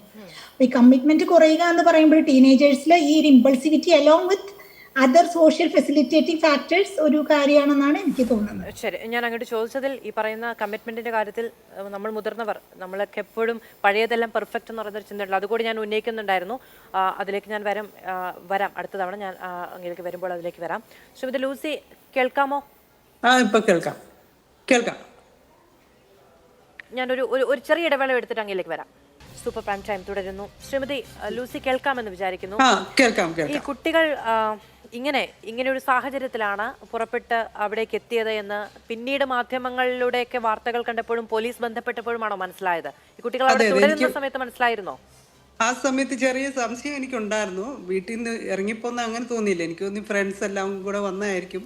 പക്ഷേ അത്രയും നീളമുള്ള മുടി മുറിച്ച് കളഞ്ഞപ്പോൾ ഒരു റിവഞ്ച് ഇത് ചെയ്യുന്നത് പോലെ എനിക്ക് തോന്നി. കാരണം എത്രയോ ബുദ്ധിമുട്ടിയായിരിക്കും അത്രയും നീളത്തിൽ ആ മുടി ഉണ്ടാക്കിയത്. അത് എക്ദം കട്ട് ചെയ്ത് പകുതിയാക്കി അവരുടെ വേ ഓഫ് ക്ലോത്തിങ് ഒക്കെ കണ്ടപ്പോൾ എനിക്ക് ഇച്ചിരി ഒരു ഡൗട്ട് തോന്നി. എന്തോ ഇപ്പം എനിക്ക് തോന്നുന്നത് പേരൻസിനോടുള്ള ഒരു റിവഞ്ചായിരുന്നു. ഈ നാട്ടിലെവിടെയാണ് തുടങ്ങിയ കാര്യങ്ങൾ സ്വാഭാവികമായും മലയാളികൾ ആദ്യം കാണുമ്പോൾ ചോദിക്കുന്നുണ്ടല്ലോ. അത്തരം ചോദ്യങ്ങളോ വർത്തമാനങ്ങളോ ഉണ്ടായോ? ഉണ്ടായി. ഞാൻ കാരണം അവർക്ക് ഹിന്ദി അറിയത്തില്ല, ഇംഗ്ലീഷ് അറിയത്തില്ല. അപ്പം മലയാളം മാത്രമേ അറിയത്തുള്ളൂ എന്ന് പറഞ്ഞപ്പോൾ അവർക്ക് കംഫർട്ടബിൾ ആയിക്കോട്ടെ എന്ന് പറഞ്ഞാൽ ഞാൻ കൂടുതൽ സമയം അവരുടെ അടുത്ത് പോയി ഇരുന്ന് എല്ലാ കാര്യങ്ങളും ചോദിച്ച് മനസ്സിലാക്കി. അപ്പോൾ എനിക്കിങ്ങനെ ഇവർ പറയുന്നതിൽ തന്നെ കുറേ കോൺട്രവേഴ്സികൾ ഉണ്ടായിട്ട് എനിക്ക് തോന്നി. പിന്നെ ചിലപ്പം പറയും ഒന്ന്, ചിലപ്പം അത് കഴിയുമ്പം ചേഞ്ച് ആക്കി പറയും. പിന്നെ അവർ വന്നപ്പം ഉള്ള ആ ഒരു ഫുൾ ഫേസ് മറിച്ചിട്ടാണ് വന്നത് രണ്ടുപേരും. കണ്ണ് മാത്രം കാണത്തക്ക രീതി ഫുള്ള് ദുപ്പട്ടായിട്ട് മറിച്ചിട്ട് വന്ന് രണ്ടുപേരും. അങ്ങനെ ഇത്രയും മറിച്ചാരും വരാറില്ല. അതും തോന്നി. പിന്നെ എന്തൊക്കെയോ ഒരു സംശയങ്ങൾ എനിക്ക് തോന്നിയായിരുന്നു. പിന്നെ ഞാൻ ചോദിച്ചു വന്നപ്പോൾ എനിക്ക് തോന്നി ഇവർ കള്ളവാ പറയുന്നേ. കാരണം കല്യാണത്തിന് ഇടുന്ന ഡ്രസ്സ് ഏതാണെന്ന് ചോദിച്ചപ്പോഴത്തേനും പാൻറ് ഷർട്ട് എന്ന് പറഞ്ഞപ്പോൾ ഞാൻ പിന്നെ ഏത് ജാതിക്കാരുടെ കല്യാണം, ആരുടെ കല്യാണമെന്ന് ചോദിച്ചപ്പോൾ അതറിയത്തില്ല, ഉള്ളി ജസ്റ്റ് ഇൻസ്റ്റാഗ്രാം ഫ്രണ്ടാണ്, അങ്ങനെയൊക്കെ പറഞ്ഞപ്പോൾ എനിക്ക് ഇച്ചിരി കള്ളം പോലെ തോന്നിയായിരുന്നു. പിന്നെ ഞാൻ ഓർത്ത് ചിലപ്പം നമ്മുടെ അടുത്ത് പറയേണ്ടതായിട്ട് പറയുന്നതായിരിക്കും Customers അല്ലേ അല്ലേ? എല്ലാം കുത്തി ചോദിക്കാനും കഴിയില്ല. ഫ്രണ്ട്സ് എല്ലാം കൂടി ഞങ്ങളുടെ ഫ്രണ്ട്സ് ഇപ്പം വണ്ടിയായിട്ട് വരും എന്നൊക്കെയാണ് പറഞ്ഞത്. ഈ കുട്ടികളുടെ അടുത്ത് ഒരുപാട് പണം ഉണ്ടായിരുന്നു എന്ന തരത്തിലുള്ള വാർത്തകളുണ്ടല്ലോ, അങ്ങനെ ഉണ്ടായിരുന്നോ? ആ, ഒരുപാട് നമുക്ക് എത്രയുണ്ടെന്ന് അറിയത്തില്ല. പക്ഷെ നമ്മളിപ്പം ആരോടെങ്കിലും ചാർജസ് പറയുമ്പോൾ അവരൊരു ഡിസ്കൗണ്ട് ഒക്കെ ചോദിക്കാറുണ്ട് നോർമലി. ഇതിപ്പോൾ ആ കൊച്ചു പറഞ്ഞു കുഴപ്പമില്ല, ഞങ്ങൾക്ക് എത്രയാണേലും കുഴപ്പമില്ല അങ്ങനെ പറഞ്ഞു. അതൊന്ന്. പിന്നെ പേയ്മെന്റ് ചെയ്യുന്ന സമയത്ത് പേഴ്സ് തുറന്നപ്പം അതിനകത്ത് 500-ന്റെ ബണ്ടിൽസ് ഉണ്ടായിരുന്നെന്ന് എൻ്റെ മാനേജർ പറയുന്നുണ്ട്. അപ്പം ഇതെല്ലാം കഴിഞ്ഞപ്പം നമ്മളതൊന്നും ശ്രദ്ധിക്കാറില്ല. പക്ഷേ ഇതിപ്പോൾ ഇങ്ങനെ ഇത് വാർത്തകളൊക്കെ വന്നു കഴിഞ്ഞപ്പം അവർ പറഞ്ഞു ആ പിള്ളേരുടെ കയ്യിൽ ഇഷ്ടം പോലെ പൈസ ഒക്കെ ഉണ്ടായിരുന്നു മാഡം എന്ന് പറഞ്ഞു. ഈ പോലീസ് ഈ വിവരം ആദ്യം അന്വേഷിച്ചത് എങ്ങനെയാണ് ശ്രീമതി ലൂസി? ആദ്യമേ അവര് എന്നെ വിളിച്ചിട്ട് ഇങ്ങനെ ചോദിച്ചു 2 കുട്ടികൾ അവിടെ വന്നിട്ടുണ്ടോ എന്തെങ്കിലും ചെയ്യാൻ. ഞാൻ പറഞ്ഞു ആ വന്നിട്ടുണ്ട്, അവരിവിടെ മുകളിൽ ഇരിപ്പുണ്ട് എന്ന് പറഞ്ഞു. ആക്ച്വലി ഞാൻ അവരോട് മുകളിൽ ഇരിക്കാൻ പറഞ്ഞായിരുന്നു, ഞാൻ അറിഞ്ഞില്ല അവർ ഇറങ്ങിപ്പോയ കാര്യം. ഓക്കെ, ഞാൻ ഇരിക്കാൻ പറഞ്ഞു. പക്ഷെ ഞാൻ ഇന്നിപ്പം വീണ്ടും CCTV ചെക്ക് ചെയ്തപ്പം അപ്പോഴാണ് എല്ലാം എനിക്ക് ക്ലിയർ ആയിട്ട് മനസ്സിലാവുന്നത്. ഞാൻ ഫോൺ ചെയ്തു പറഞ്ഞ് ഫോൺ വെക്കുകയും ആ കൊച്ചു മുകളിൽ നിന്ന് മറ്റേ കൊച്ചിനെ വിളിച്ച് 2 പേരും ബാഗ് എടുത്ത് ഓടുക ചെയ്തേ സ്പീഡിൽ. അപ്പം നമ്മൾ വിചാരിച്ച പോകാനുള്ള വണ്ടി വരുമ്പം അപ്പം ലേറ്റ് ആകുന്നതുകൊണ്ട് ഓടിയതായിരിക്കും, അങ്ങനെയാണ് നമ്മുടെ സ്റ്റാഫ് വിചാരിച്ചത്. ഇപ്പോഴാണ് മനസ്സിലായത്. ഞാൻ മുകളിൽ നിന്ന് അത്രയും ക്വസ്റ്റ്യൻ ചെയ്തപ്പം അവർക്കുള്ളിൽ ഒരു പേടി തോന്നിക്കാണും, ഞാനിനി ഈ ന്യൂസ് കണ്ടിട്ടാണോ. ആക്ച്വലി ഞാനിതൊന്നും കണ്ടിട്ടില്ലായിരുന്നു, 2 പിള്ളേർ മിസ്സിങ് ആയതൊന്നും ഞാൻ കണ്ടിട്ടില്ല. അപ്പോൾ ഞാൻ ഒത്തിരി ക്വസ്റ്റ്യൻ ചോദിച്ചപ്പോൾ എനിക്ക് തോന്നുന്നു നാച്ചുറലി അവർക്ക് ഡൗട്ട് വന്നു കാണും. സ്വാഭാവികമായും ഈ പനവേൽ എന്ന് പറയുന്ന സ്ഥലത്ത് ട്രെയിൻ ഇറങ്ങിയിട്ട് ഇത്രയും ദൂരത്തിൽ വന്നിട്ടാണല്ലോ അങ്ങയുടെ ഈ അതൊരു ഒന്നാമതൊരു ലക്ഷറി സലൂൺ ആണ് എന്ന് കേൾക്കുന്നു. അവിടെ വരെ എത്തിപ്പെടുക, അതും ഒരു മലയാളിയുടേതാണെന്ന് പറയുമ്പോൾ സ്വാഭാവികമായിട്ടും അവിടുന്ന് സ്കൂട്ട് ചെയ്യാനല്ലേ നോക്കുക കുട്ടികൾ. അവർക്ക് അറിയത്തില്ല, മലയാളിയുടെ ആണെന്നും അറിയത്തില്ലായിരുന്നു. പിന്നെ അത് കഴിഞ്ഞ് പിന്നെ ഞാനിങ്ങനെ കാര്യങ്ങളൊക്കെ ചോദിച്ചു വന്നപ്പം ഓട്ടോമാറ്റിക് ആയിട്ട് അവരുടെ വായിന്ന് വീണ് അവര് എവിടെയാ മഞ്ചേരി, ഏതായിരുന്നു സ്ഥലം, മഞ്ചേരിയോ മലപ്പുറം ആണെന്നൊക്കെ പറഞ്ഞപ്പോൾ ആ ഭാഷ കേട്ടപ്പോൾ ഞാൻ ചോദിച്ചു മുസ്ലിംസ് ആണോ അങ്ങനെയൊക്കെ ചോദിക്കുന്നതിൽ ഞങ്ങൾ ഹിന്ദുസാ എന്നും പറഞ്ഞു. അപ്പം അങ്ങനെ ഞങ്ങൾ കോമൺ ആയിട്ടൊക്കെ സംസാരിച്ചൊക്കെ ഇങ്ങനെ വരുമായിരുന്നു. ഞാൻ ചോദിച്ചു എന്തിനാ ഇത്രയും നല്ല മുടി മുറിച്ച് കളയുന്ന, നല്ല നീളമുള്ള മുടിയല്ലേ. അപ്പം പറഞ്ഞു ഞങ്ങൾക്ക് ഈ ലുക്ക് ഇഷ്ടമില്ല, എനിക്ക് മോഡേൺ ലുക്കാണ് വേണ്ടിയത്, അതുകൊണ്ടാ. ഓക്കെ. അപ്പോൾ എനിക്ക് ഇതെല്ലാം കേട്ട് കഴിയുമ്പോൾ എനിക്ക് തോന്നുന്നു, കാരണം അവരുടെ വീട്ടിൽ ഈ മുടി മുറിക്കാനോ ത്രെഡിങ് ചെയ്യാനോ ഒന്നും അനുവാദം ഇല്ലായിരുന്നു എന്നൊക്കെ കേൾക്കുന്നുണ്ട്, ശരിയാണോ എന്ന് അറിയത്തില്ല. അപ്പോൾ അതിനൊക്കെ ഉള്ള ഒരു റിവെഞ്ച് പോലെ എനിക്ക് തോന്നി ഇവിടെ വന്ന് ഈ കൊച്ചുങ്ങൾ ചെയ്തതേ. കാരണം പേരൻസ് എന്ത് ബുദ്ധിമുട്ടിയായിരിക്കും അത്രയും ആ മുടി ഇത്രയും വരെ നീട്ടി വളർത്തിയതൊക്കെ.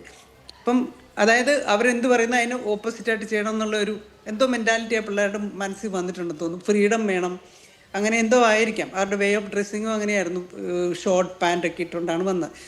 യൂഷ്വലി കേരളത്തിൽ അതൊന്നും ഇടിക്കത്തില്ലല്ലോ കൺസർവേറ്റീവ് ആയിട്ടുള്ള പേരൻസ്.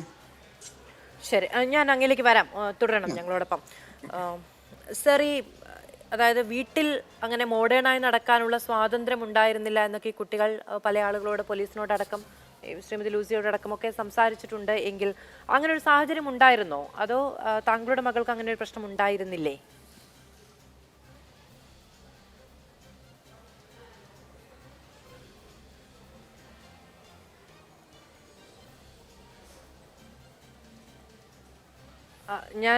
ഞാൻ അച്ഛനോടാണ് ചോദിക്കുന്നത്. സാർ അങ്ങേക്ക് കേൾക്കാമോ? ഓ ശരി, അപ്പോൾ കേൾക്കാം. അങ്ങനെ ഈ വസ്ത്രധാരണത്തിലെ ഇഷ്ടം, മുടി കളർ ചെയ്യാൻ അല്ലെങ്കിൽ മുറിക്കാൻ, പുരികം ത്രെഡ് ചെയ്യാനൊക്കെ അത്തരത്തിലുള്ള എതിർപ്പുകളൊക്കെ ഉണ്ടായിരുന്നു. സ്വാഭാവികമാണ്. എൻ്റെ അമ്മ ഒരു ഡിഗ്രി കഴിയുന്നത് വരെ എന്നെയും ഈ പറയുന്നത് പോലെ പുരികം ത്രെഡ് ചെയ്യാനൊന്നും സമ്മതിക്കുന്നത്, അതൊരു ജനറേഷനിൽ നമുക്ക് ഉണ്ടാവുന്നതാണ്. അത്തരത്തിലുള്ള എതിർപ്പുകളോട് ഒരു കലഹം ഉണ്ടായിരുന്നോ?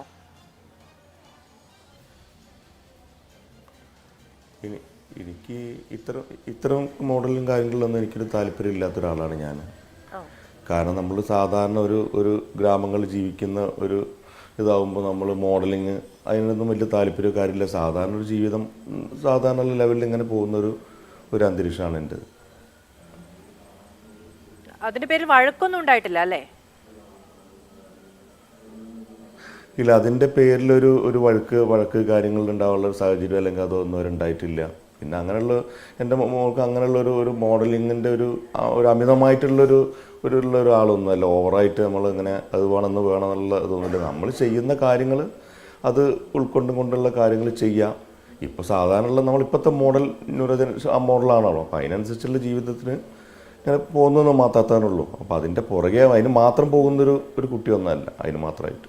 മറ്റെന്തെങ്കിലും കാര്യം പറഞ്ഞ് പൈസയൊക്കെ ചോദിച്ചിരുന്നോ? ഇപ്പോൾ ഈ കുട്ടികളുടെ അടുത്ത് പൈസയൊക്കെ ഉണ്ടായിരുന്നു, ഏതാണ്ട് 10,000-ന് മുകളിൽ തുക ഈ സലൂണിൽ ചെലവാക്കിയിട്ടുണ്ട്, അതിൽ തന്നെ അങ്ങനെ ഒരു പണം ചെലവഴിക്കുന്നതിലൊരു മാനസിക ബുദ്ധിമുട്ടൊന്നും ഉണ്ടായിരുന്നില്ല എന്നൊക്കെയാണ്. അത്തരത്തിൽ പൈസ ഉണ്ടായിരുന്നു അവരുടെ കയ്യിൽ? അതിപ്പോൾ പൈസ ഇപ്പോഴത്തേതെന്ന് വെച്ചാൽ ഇപ്പോൾ കുറേ കൂട്ടുകാരികൾ അവരിപ്പോൾ അത്യാവശ്യം കാര്യങ്ങൾ എന്തെങ്കിലും ചെറിയ ചെറിയ പൈസ എന്ന് വെച്ചാൽ ഇപ്പോൾ കുറച്ച് പൈസ കാര്യം അവരുടെ ആവശ്യങ്ങൾക്ക് എന്തെങ്കിലും ചിലപ്പോൾ അവരൊക്കെ ആരുടെയും കൂട്ടുകാരികളുടോ അല്ലെങ്കിൽ അങ്ങനെ ഒരു ഇതൊരു ഉണ്ടായിട്ടുണ്ടിരിക്കുക. ആ ഒരു ബേസിക്ക് മാത്രമേ ഉണ്ടായിട്ടുണ്ടാവുള്ളൂ. അങ്ങനെ അമിതമായിട്ട് പൈസകളൊന്നും ഇവിടെ കാര്യങ്ങളൊന്നും അവരെടുത്തില്ല. അങ്ങനെ വീട്ടിൽ നിന്ന് അമിതമായിട്ട് കാശ് കൊടുക്കുക അങ്ങനെയുള്ള ഇതൊന്നും ഉണ്ടായിട്ടില്ല. ശരി, എനിക്ക് മനസ്സിലാവുന്നുണ്ട്. അങ്ങനെയൊക്കെ ഇപ്പം വ്യക്തിപരമായ കാര്യങ്ങളാണ് ചോദിക്കുകയും ചെയ്യുന്നത്. നമ്മളിതൊരു പൊതു ചർച്ചയും ആണെങ്കിലും വളരെയധികം നന്ദി ഞങ്ങളോടൊപ്പം ഇത്രയും സമയം ചെലവഴിച്ചതിന്. ഒരൊറ്റ കാര്യം അങ്ങോട്ട് എനിക്ക് പറയാനുള്ളത്, തിരികെ കിട്ടി എന്നുള്ളത് വലിയ സന്തോഷമാണ്, വലിയ ആശ്വാസമാണ്. തിരിച്ചു വരുമ്പോഴാണെങ്കിൽ അങ്ങനെ ചെയ്യില്ല എന്നുള്ളത് തന്നെയാണ് എൻ്റെ പ്രതീക്ഷ. എന്തുകൊണ്ട് എന്നൊരു ചോദ്യം കൊണ്ട് വിഷമിപ്പിക്കാതെ തിരികെ കൊണ്ടുവരാൻ കൈപിടിച്ച് നിൽക്കും എന്ന് ഞാൻ വിചാരിക്കുന്നു. അങ്ങനെ ഉണ്ടാവട്ടെ എന്ന് ആഗ്രഹിക്കുകയും ചെയ്യുന്നു. ഞാൻ എൻ്റെ മകളെ വരികയാണെങ്കിൽ നമുക്ക് യാതൊരു പ്രശ്നങ്ങളോ ഒരു കാര്യങ്ങളോ ഒന്നുമില്ല. പോകുമ്പോഴും ഇല്ല, ഇപ്പോൾ വരുമ്പോഴും ഇല്ല. നമുക്ക് നമ്മളെ കുട്ടികളെ അത് എത്രയും പെട്ടെന്ന് എൻ്റെ അടുത്ത് എത്തിക്കണം എന്നാണ് എൻ്റെ ആഗ്രഹം. അതിനെ ചൊല്ലി യാതൊരു പ്രശ്നമോ തർക്കങ്ങളോ ഒരു ബുദ്ധിമുട്ടോ നമ്മളെ ഭാഗത്തു നിന്നുമില്ല. പിന്നെ എടുത്ത് പറയേണ്ട ഒരു കാര്യം, നമ്മളെ താന്നൂർ ഇപ്പോൾ നമ്മൾ പറയുന്ന ഈ പോലീസ് സ്റ്റേഷൻ അവർ എടുത്ത മുൻകൈയും ഒരുപാട് റിസ്കുകളും ബുദ്ധിമുട്ടുകളും അനുഭവിച്ചും കൊണ്ടാണ് അവരെല്ലാം ആളുകളുടെ സഹകരണങ്ങളും ഇതുകൊണ്ടാണ് നമുക്ക് ഇപ്പോൾ ഈ കുട്ടിയെ ഇങ്ങനെ എത്രയും പെട്ടെന്ന് സുരക്ഷിതത എത്തിക്കാൻ കഴിഞ്ഞതെന്നുള്ളതാണ് എൻ്റെ ഏറ്റവും വലിയൊരു സന്തോഷം. എല്ലാവരും സഹകരണം ഉണ്ടായിട്ടുണ്ട്. എല്ലാവരും അതിനനുസരിച്ചിട്ട് എല്ലാവരും മക്കളുള്ളവരാണല്ലോ. ആ വേദനകൾ അവർ ഒരുപാട് അറിഞ്ഞിരിക്കുന്ന ആളുകൾ ഒരുപാട് നമ്മളെ സഹായിച്ചിട്ടുണ്ട്. എല്ലാ ഉദ്യോഗസ്ഥന്മാരായാലും ഇപ്പോൾ താന്നൂർ പോലീസ് അവരുടെ ഭാഗത്തു നിന്നായാലും നമ്മളെ നാട്ടുകാരിൽ നിന്ന് ഭാഗത്തു നിന്നായാലും എല്ലാവരും നമ്മളെ സഹായിച്ച് നമ്മളെ മക്കളെ തിരികെ കൊണ്ടുവരാൻ അവർ ചെയ്ത ഒരു കാര്യത്തിന് ഞാൻ വാക്കുകൾ കൊണ്ട് പറഞ്ഞാൽ തീരുന്നൊരു കാര്യമല്ല. എത്ര പറഞ്ഞാലും അതൊരു ഇതാവും. ശരിയാണ്. വളരെയധികം നന്ദി സാർ. പറഞ്ഞത് വളരെ പ്രധാനപ്പെട്ട ഒരു കാര്യമാണ്. ഞങ്ങളോടൊപ്പം ഈ ദിവസം ഇരുന്നതിന് വലിയ നന്ദിയും അറിയിക്കുന്നു. അദ്ദേഹം പറഞ്ഞൊരു കാര്യം, പോലീസുകാരുടെ കാര്യം പറയാതെ പോകുന്നത് നന്ദികേടായി പോകും. അത്രയ്ക്ക് ഈ ഒരു ദിവസം, അതായത് നമുക്കറിയാവുന്നതാണ് 2 കുഞ്ഞുങ്ങളെ നഷ്ടപ്പെട്ടു പോകുക എന്ന് ആണെന്നോ പെണ്ണെന്നോ നമ്മുടെ കൈവട്ടത്തല്ല എന്നൊരു ചിന്ത ഉണ്ടാക്കുന്നൊരു ആശങ്ക എത്രയാണ് എന്ന് നമുക്കറിയാം. അവിടെ നിന്ന് ആ കുഞ്ഞുങ്ങളെ തിരഞ്ഞു പോകാൻ, എവിടെയാണെന്ന് കണ്ടുപിടിക്കാൻ അവർ കാണിച്ചൊരു ജാഗ്രതയും അവർ കാണിച്ചൊരു കാര്യക്ഷമതയും ഒക്കെ കണ്ട് അറിയേണ്ടതാണ്. അതിനൊരു സല്യൂട്ട് കൊടുക്കാതെ പോകാതിരിക്കാൻ കഴിയുന്നതുമല്ല. വീണ, ഇതിലൊരു ഇപ്പം നമ്മൾ പൊതുവേ കുട്ടികളുടെ കാര്യമാണല്ലോ സംസാരിച്ചുകൊണ്ടിരുന്നത്. ഇതിലൊരു പ്രശ്നമുള്ളത് എന്താണ് എന്ന് വെച്ചിട്ടുണ്ടെങ്കിൽ, ഒരു കോവിഡ് കാലം കഴിഞ്ഞതാണ്. ടീനേജിലേക്ക് വരുന്ന കുഞ്ഞുങ്ങളാണ് 2-3 വർഷം പുറവ് ലോകവുമായിട്ടൊരു ബന്ധവുമില്ലാതിരുന്നത്. നമ്മുടെ സാധാരണഗതിയിലുള്ളൊരു ബോധ്യം എന്ന് പറഞ്ഞാൽ 10ാം ക്ലാസ് കഴിഞ്ഞാൽ ഓക്കെ നമ്മൾ കുറച്ച് ഫ്രീ ആകും എന്നുള്ളതാണ്. ആ കാലത്ത് 2-3 വർഷം അടച്ചിരുന്ന കുട്ടികൾ, ഈ കുട്ടികളുടെ കാര്യമല്ല ഞാൻ പറയുന്നത്, അടച്ചിരുന്ന കുട്ടികൾക്കാകെ അവരുമായി എന്തെങ്കിലും ആശയവിനിമയം നടത്താനുള്ള ഒരേ ഒരു സാധ്യത എന്ന് പറയുന്നത് സൈബർ ഇടങ്ങളായിരുന്നു. അവിടെ ഈ പറയുന്ന നേരത്തെ ജിതിൻ ഇടവേളയിൽ പറയായിരുന്നു. അപ്പോൾ നമ്മുടെ ഒരു വൈബ് എന്ന നിലയ്ക്ക് കൂട്ടുകൂടുന്ന ആളുകൾ, അതിപ്പോൾ കുറച്ച് വയലൻസ് ആണ് എങ്കിൽ അതിലൊരാൾ പോലും തിരുത്തുന്നില്ല. എവിടെയെങ്കിലും പൊയ്ക്കളയാമെന്നൊരു ചിന്തയാണെങ്കിൽ അങ്ങനെ പോയാൽ മാതാപിതാക്കൾ വിഷമിക്കില്ലേ എന്ന് ഒരാൾ പോലും തിരിച്ചു ചോദിക്കുന്നില്ല. ആ രീതിക്ക് ഐക്യപ്പെട്ട് മുന്നോട്ട് പോവുകയും ഒരു പ്രത്യേക ലോകം സൃഷ്ടിക്കുകയും ഒക്കെ ചെയ്ത് കുഞ്ഞുങ്ങൾ പോയാൽ അതിലേക്ക് എങ്ങനെയാണ് നമുക്ക് എൻട്രി?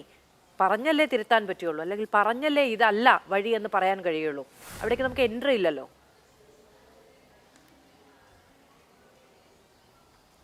തീർച്ചയായും മാധു, ഈ ചർച്ചയിലിരിക്കുമ്പോൾ ഞാനിങ്ങനെ ആലോചിക്കുകയായിരുന്നു. എനിക്ക് 4 മാസം മാത്രം പ്രായമുള്ളൊരു കൈക്കുഞ്ഞിൻ്റെ അമ്മയാണ് ഞാൻ.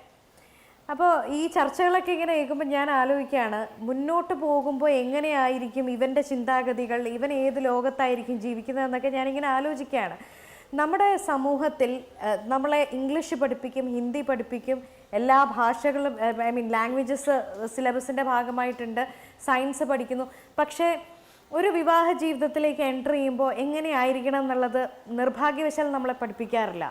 ഒരു കുഞ്ഞുണ്ടായിക്കഴിഞ്ഞാൽ ആ കുഞ്ഞിനെ എങ്ങനെയാണ് വളർത്തേണ്ടത്, പാരൻറ്റിങ്, ഇതൊക്കെ നാച്ചുറൽ ഇന്നലകളിലോ മെനിഞ്ഞാന്നുകളിലോ അങ്ങനെയൊന്നും പഠിച്ചിട്ടല്ല നമ്മുടെ പേരൻസും ഗ്രാൻഡ് പേരൻസും ഒക്കെ നമ്മളെ വളർത്തിയത്. പക്ഷേ കൂടുതൽ സങ്കീർണമാകുന്ന ഒരു ലോകത്ത്, ടെക്നോളജി ഡ്രിവൺ ആയിട്ട് പോകുന്ന ഒരു ലോകത്ത്, ഓരോ നിമിഷവും സാങ്കേതികവിദ്യ അഡ്വാൻസ്ഡായി മാറുന്നൊരു ലോകത്ത് അതിൻ്റെ സ്പീഡിനൊപ്പം പലപ്പോഴും പേരൻസ് എന്നുള്ള നിലയിൽ നമുക്ക് ഓടിയെത്തുന്നതിന് പരിമിതികളുണ്ടെന്നുള്ളതൊരു യാഥാർത്ഥ്യമാണ്. അപ്പോൾ ഈ എങ്ങനെയാണ് ഒരു നല്ല പേരൻറ്റിങ്, നമുക്ക് എങ്ങനെ ഒരു നല്ല പേരൻ്റ് ആവാം? നമ്മളൊരു ആയുഷ്കാലം ജീവിച്ചിട്ട് നമ്മുടെ കുഞ്ഞുങ്ങൾക്ക് വേണ്ടി നമ്മൾ ജീവിച്ചിട്ട് നമ്മൾ ജോലി ചെയ്യുന്നതും സമ്പാദിക്കുന്നതും ഒക്കെ കുഞ്ഞുങ്ങൾക്ക് വേണ്ടിയിട്ടാണ്. ആ കുഞ്ഞുങ്ങൾ വഴിതെറ്റിപ്പോവുക, അല്ലെങ്കിൽ അവരെ ഏതെങ്കിലുമൊക്കെ ഊരാക്കുടുക്കുകളിൽ ചെന്ന് പെട്ടുപോവുക, അവരുടെ ജീവൻ നഷ്ടമാകുന്ന സാഹചര്യത്തിലേക്ക് ചെന്ന് വീഴുക എന്ന് പറയുന്ന നമ്മളൊരു പരാജയപ്പെട്ട പേരൻ്റ് അങ്ങനെ പറയാമോ എന്ന് എനിക്കറിയില്ല. സത്യത്തിൽ അത്തരത്തിൽ പാരൻറ്റിങ്, നല്ലൊരു പാരൻ്റ് ആവാൻ എങ്ങനെ സാധിക്കും എന്നുള്ളതിനെക്കുറിച്ച് നമുക്ക് ആർക്കും ഒരു ക്ലാസ്സോ ട്രെയിനിങ്ങോ ഒരു സെഷൻ പോലും ജീവിതത്തിൽ കിട്ടുന്നില്ല എന്നുള്ളതാണ് യാഥാർത്ഥ്യം. വലിയൊരു പരിധിവരെ ഞാൻ വിചാരിക്കുന്നു അത്തരത്തിലൊരു ഗൈഡൻസ് നമ്മുടെ പേരൻസിന് ആവശ്യമാണ്, പ്രത്യേകിച്ച് ഇന്നത്തെ ഈ ഒരു ആധുനിക ലോകത്ത്. കുറേയൊക്കെ അത്തരത്തിലുള്ള ക്ലാസ്സുകളോ അല്ലെങ്കിൽ ട്രെയിനിങ്ങോ അല്ലെങ്കിൽ സെഷൻസോ അറ്റൻഡ് ചെയ്ത് കഴിഞ്ഞാൽ എന്തെങ്കിലുമൊക്കെ 1% ചേഞ്ച് വരുത്താൻ സാധിക്കുമെങ്കിൽ അത് തന്നെ വലിയ കാര്യമാണ്. ഈ കോവിഡ് കാലത്ത് അടഞ്ഞുകിടന്ന ലോകത്തെ കുഞ്ഞുങ്ങളെക്കുറിച്ചും ഒക്കെ നമ്മൾ സംസാരിക്കുന്നുണ്ടല്ലോ. ഈ കോവിഡ് വരുന്നതിന് മുമ്പും ഇത്തരത്തിൽ പ്രശ്നങ്ങൾ നമ്മുടെ സമൂഹത്തിൽ ഉണ്ടായിട്ടുണ്ട്. എത്രയോ വർഷങ്ങൾക്ക് മുമ്പ് മലയാളത്തിൽ പ്രശസ്തമായിട്ടുള്ള ചില സിനിമകൾ ഉണ്ടായിട്ടുണ്ട് ഇത്തരത്തിൽ പോകുന്ന കുട്ടികൾ. അത് മറ്റൊരു രീതിയിലാണ് എങ്കിൽ പോലും അത്തരത്തിലുള്ള സാഹചര്യങ്ങൾ നമ്മുടെ സമൂഹത്തിൽ ഉണ്ടായിട്ടുണ്ട്. പക്ഷെ നമ്മൾ ഇപ്പോൾ ഇത് കൂടുതൽ ചർച്ച ചെയ്യുന്നു എന്നാണ് ഞാൻ വിചാരിക്കുന്നത്. ഇതിൻ്റെ ഒരു ഇൻസിഡൻസ് മേ ബി കുറച്ചധികം ഈ ഒരു ആധുനിക കാലഘട്ടത്തിൽ വർദ്ധിച്ചിട്ടുണ്ടായിരിക്കാം. പിന്നെ ഞാൻ വിശ്വസിക്കുന്നത് നമ്മുടെ കുഞ്ഞുങ്ങൾ വളർന്നു വരുന്ന സമയത്ത് നിങ്ങളാണ് ഞങ്ങൾക്ക് ഏറ്റവും പ്രഷ്യസ്. നിങ്ങൾ നല്ല രീതിക്ക് പോയില്ല എന്നുണ്ടെങ്കിൽ നമ്മുടെ ലോകം തന്നെ ഇല്ലാതായി പോകുന്ന, അതാണ് നമ്മൾ പേരൻസ് എന്നുള്ളത്. നമ്മൾ എത്ര പേരൻസ് നമ്മുടെ കുഞ്ഞുങ്ങളോട് കമ്മ്യൂണിക്കേറ്റ് ചെയ്യാൻ സാധിക്കുന്നുണ്ട്, അല്ലെങ്കിൽ മനസ്സ് തുറന്ന് നമ്മൾ കമ്മ്യൂണിക്കേറ്റ് ചെയ്യാറുണ്ടോ? പല സ്ഥലങ്ങളിലും പാരൻസ് ഡിക്റ്റേറ്റ് ചെയ്യുന്ന വഴിയിൽ കുഞ്ഞുങ്ങൾ പോകുന്നു, അല്ലെങ്കിൽ നമ്മുടെ താല്പര്യങ്ങളിലേക്ക് കുഞ്ഞുങ്ങളെ കൊണ്ട് നമ്മൾ എറിയുകയാണ് ചെയ്യുന്നതെന്നുള്ളതാണ് യാഥാർത്ഥ്യം. നമ്മൾ വീട്ടിലൊരു ഡിസിഷൻ എടുക്കുമ്പോൾ ഒരല്പം മുതിർന്ന ഒരു ടീനേജൊക്കെ ആയ കുഞ്ഞാണെങ്കിൽ വീട്ടിലെ സാമ്പത്തിക ഇവിടെ ഇപ്പോൾ ഒരു വന്നിരുന്ന അച്ഛൻ പറഞ്ഞു, ഞാൻ വളരെ അധികം ബാധ്യതകളും പ്രശ്നങ്ങളും ഒക്കെ ആയിട്ട് ഇങ്ങനെ പരാധീനതകളിൽ മുന്നോട്ട് പോകുന്ന ഒരാളാണ്. ആ പരാധീനതകളുടെ സംഘർഷം ഒരുപക്ഷെ ഈ കുഞ്ഞിനെ എത്രത്തോളം ബാധിച്ചിട്ടുണ്ടെന്ന് ഞാനിങ്ങനെ ആലോചിക്കുകയായിരുന്നു. പക്ഷെ അങ്ങനെ ഉണ്ട് എങ്കിൽ നമ്മുടെ സാഹചര്യങ്ങൾ ഇതാണ്, ഇതിൽ നിന്ന് നമുക്ക് ഒരുമിച്ച് മുന്നോട്ട് പോകണമെന്ന് വീട്ടിലെ സാമ്പത്തിക കാര്യങ്ങളായാലും ബന്ധുക്കളുമായിട്ടുള്ള കാര്യമായാലും അല്ലെങ്കിൽ സൗഹൃദ വലയങ്ങളുടെ കാര്യമായാലും ഒക്കെ നമ്മളുടെ കുഞ്ഞുങ്ങളെ തന്നോളം വളർന്നു കഴിഞ്ഞാൽ താൻ എന്ന് കരുതണമെന്ന് മുതിർന്നവർ പറയുന്നത് നമ്മൾ കേട്ടിട്ടുണ്ട്. പക്ഷെ എത്ര കുടുംബങ്ങളിൽ ഒരുമിച്ചിരുന്ന് പേരൻസും കുഞ്ഞുങ്ങളും ഭക്ഷണം കഴിക്കാറുണ്ട്. മാധു, ഞാൻ ഒരു 6-7 വർഷം മുമ്പ് കേരളത്തിൽ നടന്നിട്ടുള്ള ഒരു റിയൽ ടൈം സംഭവം, അത് പൊതുസമൂഹം ഇന്ന് ഡ്രഗ്സിനെ കുറിച്ച് വലിയ രീതിയിൽ നമ്മൾ ചർച്ച ചെയ്യുന്നു. 7-8 വർഷം മുമ്പ് ഞാൻ അവതാരകയായിരുന്ന ഒരു പരിപാടിയിൽ ഒരു സൈക്കോളജിസ്റ്റ് വന്നിട്ട് അദ്ദേഹം എന്നോട് പങ്കുവെച്ച് അദ്ദേഹം കരഞ്ഞുകൊണ്ട് പറഞ്ഞൊരു സ്റ്റോറി ഞാൻ നിങ്ങളോട് ഷെയർ ചെയ്യുകയാണ്. നമ്മുടെ കേരളത്തിൽ നടന്നതാണ്. ഒരു അധ്യാപികയായിട്ടുള്ള ഒരു അച്ഛൻ പ്രൊഫഷണലായിട്ടുള്ള 2 പേരൻസിൻ്റെ ഒരു മകള്, ആ കുഞ്ഞിനെ എല്ലാ ദിവസവും ഒരു ഓട്ടോ വന്നാണ് കൊണ്ടുപോയിക്കൊണ്ടിരുന്നത്. അപ്പോൾ അമ്മ മറ്റൊരു സ്ഥലത്ത് ജോലി ആയതുകൊണ്ട് രാവിലെ നേരത്തെ വീട്ടിൽ നിന്ന് ഇറങ്ങും, വൈകി വീട്ടിലെത്തും. അപ്പോൾ ഈ സമയത്ത് ഈ കൊണ്ടുപോകുന്ന ഓട്ടോ ഡ്രൈവറുമായിട്ട് ആ കുഞ്ഞിന് സ്നേഹബന്ധം വളരുകയാണ്. ഈ പേരൻസ് ഇത് അറിയുന്നില്ല. ഈ ഓട്ടോ ഡ്രൈവർ കൊണ്ടുപോകുന്ന ആളൊരു ഡ്രഗ് അഡിക്റ്റ് ആയിട്ടുള്ള ഒരാളാണ്. ഈ കുഞ്ഞിന് ഡ്രഗ്സ് കൊടുക്കുന്നു. ക്രമേണ അയാൾ ഈ വീട്ടിനുള്ളിലേക്ക്, പേരൻസ് രണ്ടുപേരും വീട്ടിൽ വൈകും എത്താനായിട്ട് വരാൻ, ഈ വീട്ടിനകത്ത് കയറുന്നു, ഈ കുഞ്ഞിനെ മിസ്യൂസ് ചെയ്യുന്നു. ഈ പേരൻസ് ഇത് തിരിച്ചറിയുന്ന സമയമാകുമ്പോഴത്തേക്കും അവരുടെ മകൾ ഫുള്ളി ഡ്രഗ്സിന് അടിമപ്പെട്ടു പോയിട്ടുള്ള ഒരു സാഹചര്യമാണ്. ആ കുഞ്ഞിനെ തിരിച്ച് ജീവിതത്തിലേക്ക് കൊണ്ടുവരേണ്ട സാഹചര്യം ഇവർ റിയലൈസ് ചെയ്യുമ്പോൾ വൈകിപ്പോവുകയാണ്. എന്നിട്ട് എന്നോട് ആ സൈക്കോളജിസ്റ്റ് പറഞ്ഞത്, എൻ്റെ മുന്നിലിരുന്ന അച്ഛനും അമ്മയും കരയാണ്. അമ്മ പറയാണ്, മകളെന്ന് പറഞ്ഞു കഴിഞ്ഞാൽ അച്ഛന് ജീവനാണ്, മകൾക്ക് ഏക മകൾ, ഈ മകൾക്ക് വേണ്ടിയിട്ടാണ് ഈ അച്ഛൻ ജീവിച്ചിട്ടുള്ളത്. ഈ മകള്, അതായത് പേര് ചോദിച്ചു കഴിഞ്ഞാൽ 2, 3, 4 സെക്കൻഡ് കഴിഞ്ഞ് നിർജീവമായിരുന്ന എൻ്റെ പേരിതാണ് എന്ന് പറയുന്ന, ഇവിടെ സൈക്കോളജിസ്റ്റ് ഗസ്റ്റ് ആയിട്ടുണ്ട്. ഇതുപോലത്തെ ഒരുപാട് കേസുകൾ അവരുടെ മുന്നിൽ എത്തിയിട്ടുണ്ടാവും. 7 8 അറിയുകയും പല പല പല ഇല്ല. അതെ അതെ, അതാണ് ഞാൻ പറയുന്നത്. എവിടെയാണ് ഇതിന് സൊല്യൂഷൻ? ഈ ഡ്രഗ്സ് കാർന്ന് തിന്നു ഒരു പോയിന്റിലാണ് നമ്മൾ അവരെ തിരിച്ചറിയേണ്ടത്, അവരിലുള്ള മാറ്റങ്ങൾ തിരിച്ചറിയേണ്ടത് എന്നുള്ളത് പ്രധാനമാണ്. ഞാൻ വീണ ജിതിൻ, ഇപ്പോൾ 9ാം ക്ലാസ് 8ാം ക്ലാസ് പരുവത്തിൽ ലൈംഗിക വിദ്യാഭ്യാസം സ്കൂളുകളിൽ കൊടുക്കുന്നുണ്ട്.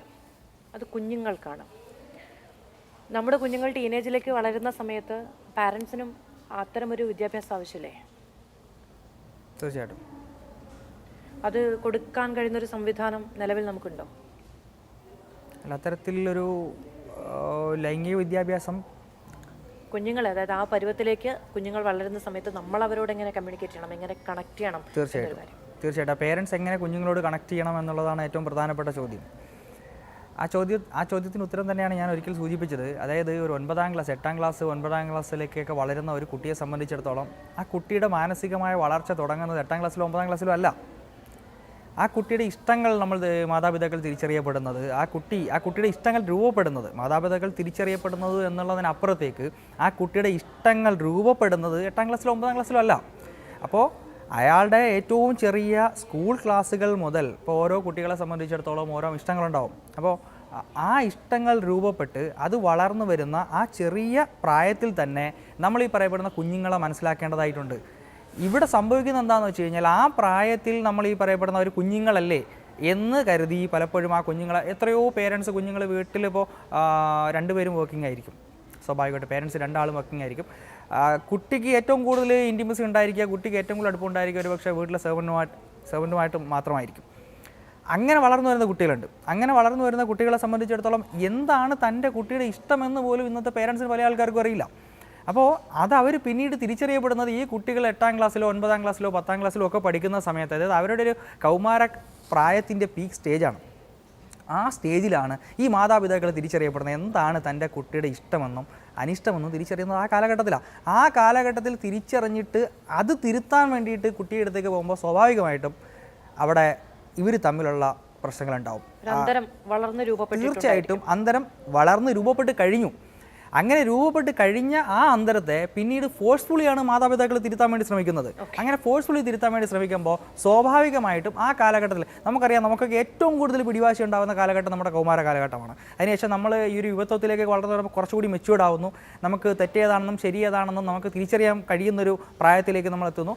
അതിനപ്പുറത്തേക്ക്, അതിനൊക്കെ മുമ്പ് ഏറ്റവും കൂടുതൽ വാശിയുള്ള കാലഘട്ടം കുട്ടികൾക്ക് ഏതാണ് എന്ന് ചോദിച്ചാൽ കൗമാര കാലഘട്ടമാണ്. ആ കൗമാര കാലഘട്ടത്തിൽ തിരിച്ചറിയാൻ നമ്മൾ തിരുത്താൻ പോകുന്നതാണ്. നേരത്തെ വേണമെന്നുള്ളതാണ്. തുടർച്ചയായി പാരന്റിങ്ങിന്റെ കാര്യം സംസാരിച്ചത് കൊണ്ട് പ്രേക്ഷകരും മറ്റുള്ളവരും എല്ലാവരും അറിയാൻ വേണ്ടി ഒരു കാര്യം വ്യക്തതയോട് പറയുകയാണ്. ഈ സംഭവവുമായി ബന്ധപ്പെട്ടല്ല പാരന്റിങ്ങിന്റെ പ്രശ്നം പറഞ്ഞത്.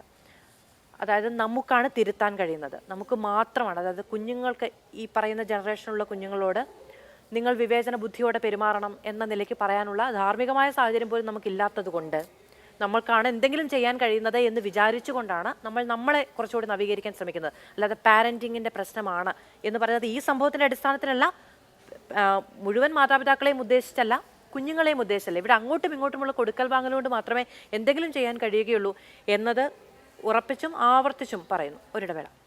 തിരികെ സ്വാഗതം ചർച്ചയിലേക്ക്. ഈ നമ്മുടെ മുന്നിൽ നിൽക്കുന്ന, നമ്മൾ ഇന്നും കാണുന്ന കുഞ്ഞുങ്ങൾക്ക് എന്താണ് സംഭവിക്കുന്നത് നമ്മുടെ മുന്നിൽ എന്ന് നമ്മൾ തിരിച്ചറിയേണ്ടതുണ്ട്. ഇതിൻ്റെ ഒരു വലിയ പ്രശ്നം എന്താണെന്ന് വെച്ചിട്ടുണ്ടെങ്കിൽ, നമുക്ക് മനസ്സിലാകാത്ത കുഞ്ഞുങ്ങളെ മനസ്സിലാക്കാൻ, അവരുടെ താല്പര്യങ്ങൾക്കനുസരിച്ച് മനസ്സിലാക്കാനും അവരെ ചൂഷണം ചെയ്യാനും ഒക്കെ തയ്യാറായ, ലഹരിയുടേതാണെങ്കിലും മറ്റെന്തെങ്കിലും തരത്തിലുള്ള ആളുകളുമൊക്കെ വളരെ സർവ്വസജ്ജമായി പ്രവർത്തിക്കുന്ന ഒരു ലോകത്ത് കൂടിയാണ് നമ്മൾ ജീവിക്കുന്നത് എന്നുള്ളതാണ് അതിൻ്റെ ഒരു യാഥാർത്ഥ്യം എന്ന് പറയുന്നത്. അതുകൊണ്ട് കൂടുതൽ ജാഗ്രത നമ്മുടെ കുഞ്ഞുങ്ങളുടെ ഭാഗത്തുനിന്ന് ഉണ്ടാകണം എന്നതുകൂടി ശ്രദ്ധിച്ച് മുന്നോട്ട് പോവേണ്ടതുണ്ട്. ശ്രീമതി ലൂസി, ഞാൻ ഈ ചർച്ചയുടെ അങ്ങ് കേൾക്കാമോ? കേൾക്കാം പറഞ്ഞു. ഞാൻ ഈ ചർച്ചയുടെ തുടക്കത്തിൽ പറഞ്ഞു, കുട്ടികളെ കണ്ടെത്തുന്നതുമായി ബന്ധപ്പെട്ട് പോലീസിന് നൽകിയ വിവരങ്ങളുടെ കാര്യത്തിലാണെങ്കിലും അതിനുശേഷം ഈ കുട്ടികളുടെ ദൃശ്യങ്ങൾ കുറച്ചുകൂടി വ്യക്തമായ ദൃശ്യങ്ങളൊക്കെ നമുക്ക് അവരുടെ ഡ്രസ്സ് ഐഡന്റിഫൈ ചെയ്യാൻ ഒക്കെ സാധിക്കുന്ന തരത്തിലുള്ള വിവരങ്ങളൊക്കെ നിങ്ങൾ പങ്കുവച്ചിട്ടുണ്ട് എന്നുള്ളതാണ് നമുക്ക് നിങ്ങളോടുള്ള ഒരു വലിയ ഒരു കടപ്പാട് എന്ന് പറയുന്നത്. അതിനിടയിൽ കടപ്പാടെന്ന് പറയത്തില്ല, അത് എൻ്റെ ഒരു കടമയല്ല. തീർച്ചയായും ഓക്കെ. അതിനിടയിൽ ഞാൻ ഈ ചോദിക്കുന്ന കാര്യം അങ്ങേ എന്തെങ്കിലും തരത്തിൽ വിഷമിപ്പിക്കുന്നുണ്ടെങ്കിൽ എന്നോട് ക്ഷമിക്കണം. ഇപ്പോൾ കുറച്ചാളുകൾ ഈ ചർച്ചയുടെ പുരോഗതിയിൽ എനിക്ക് ശ്രീ സന്ദീപ് വാര്യയുടെ ഒരു പോസ്റ്റും ഷെയർ ചെയ്ത് തന്നിട്ടുണ്ട്. അതിൽ ഈ ബ്യൂട്ടി പാർലറുമായി ബന്ധപ്പെട്ട അന്വേഷണത്തിൽ കുറച്ച് ജാഗ്രത വേണം. അത് അങ്ങുമായി ബന്ധപ്പെട്ട ചില ആരോപണങ്ങൾ അദ്ദേഹം ഉന്നയിക്കുന്നുണ്ട്. ഞാനത് ആദ്യമായി കാണുന്ന ഒരാളെന്ന നിലയ്ക്ക് അങ്ങനെ വ്യക്തമായി ഉന്നയിക്കാൻ തയ്യാറാകുന്നുമില്ല.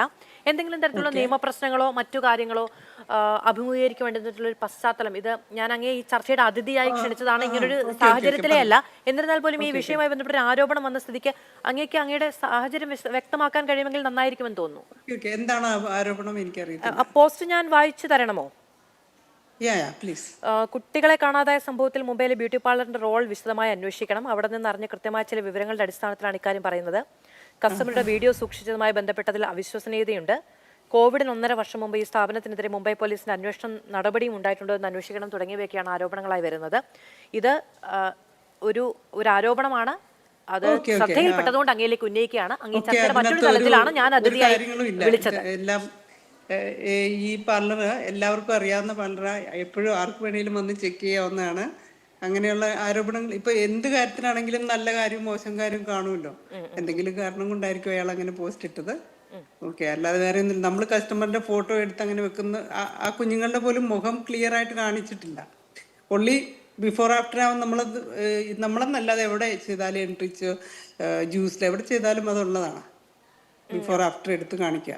അല്ലാതെ നമ്മൾ കസ്റ്റമറിന്റെ മുഖം ഇങ്ങനെ പബ്ലിക് പ്ലാറ്റ്ഫോമിൽ കാണിക്കത്തോ അങ്ങനെയുള്ള കാര്യങ്ങളൊന്നുമില്ല.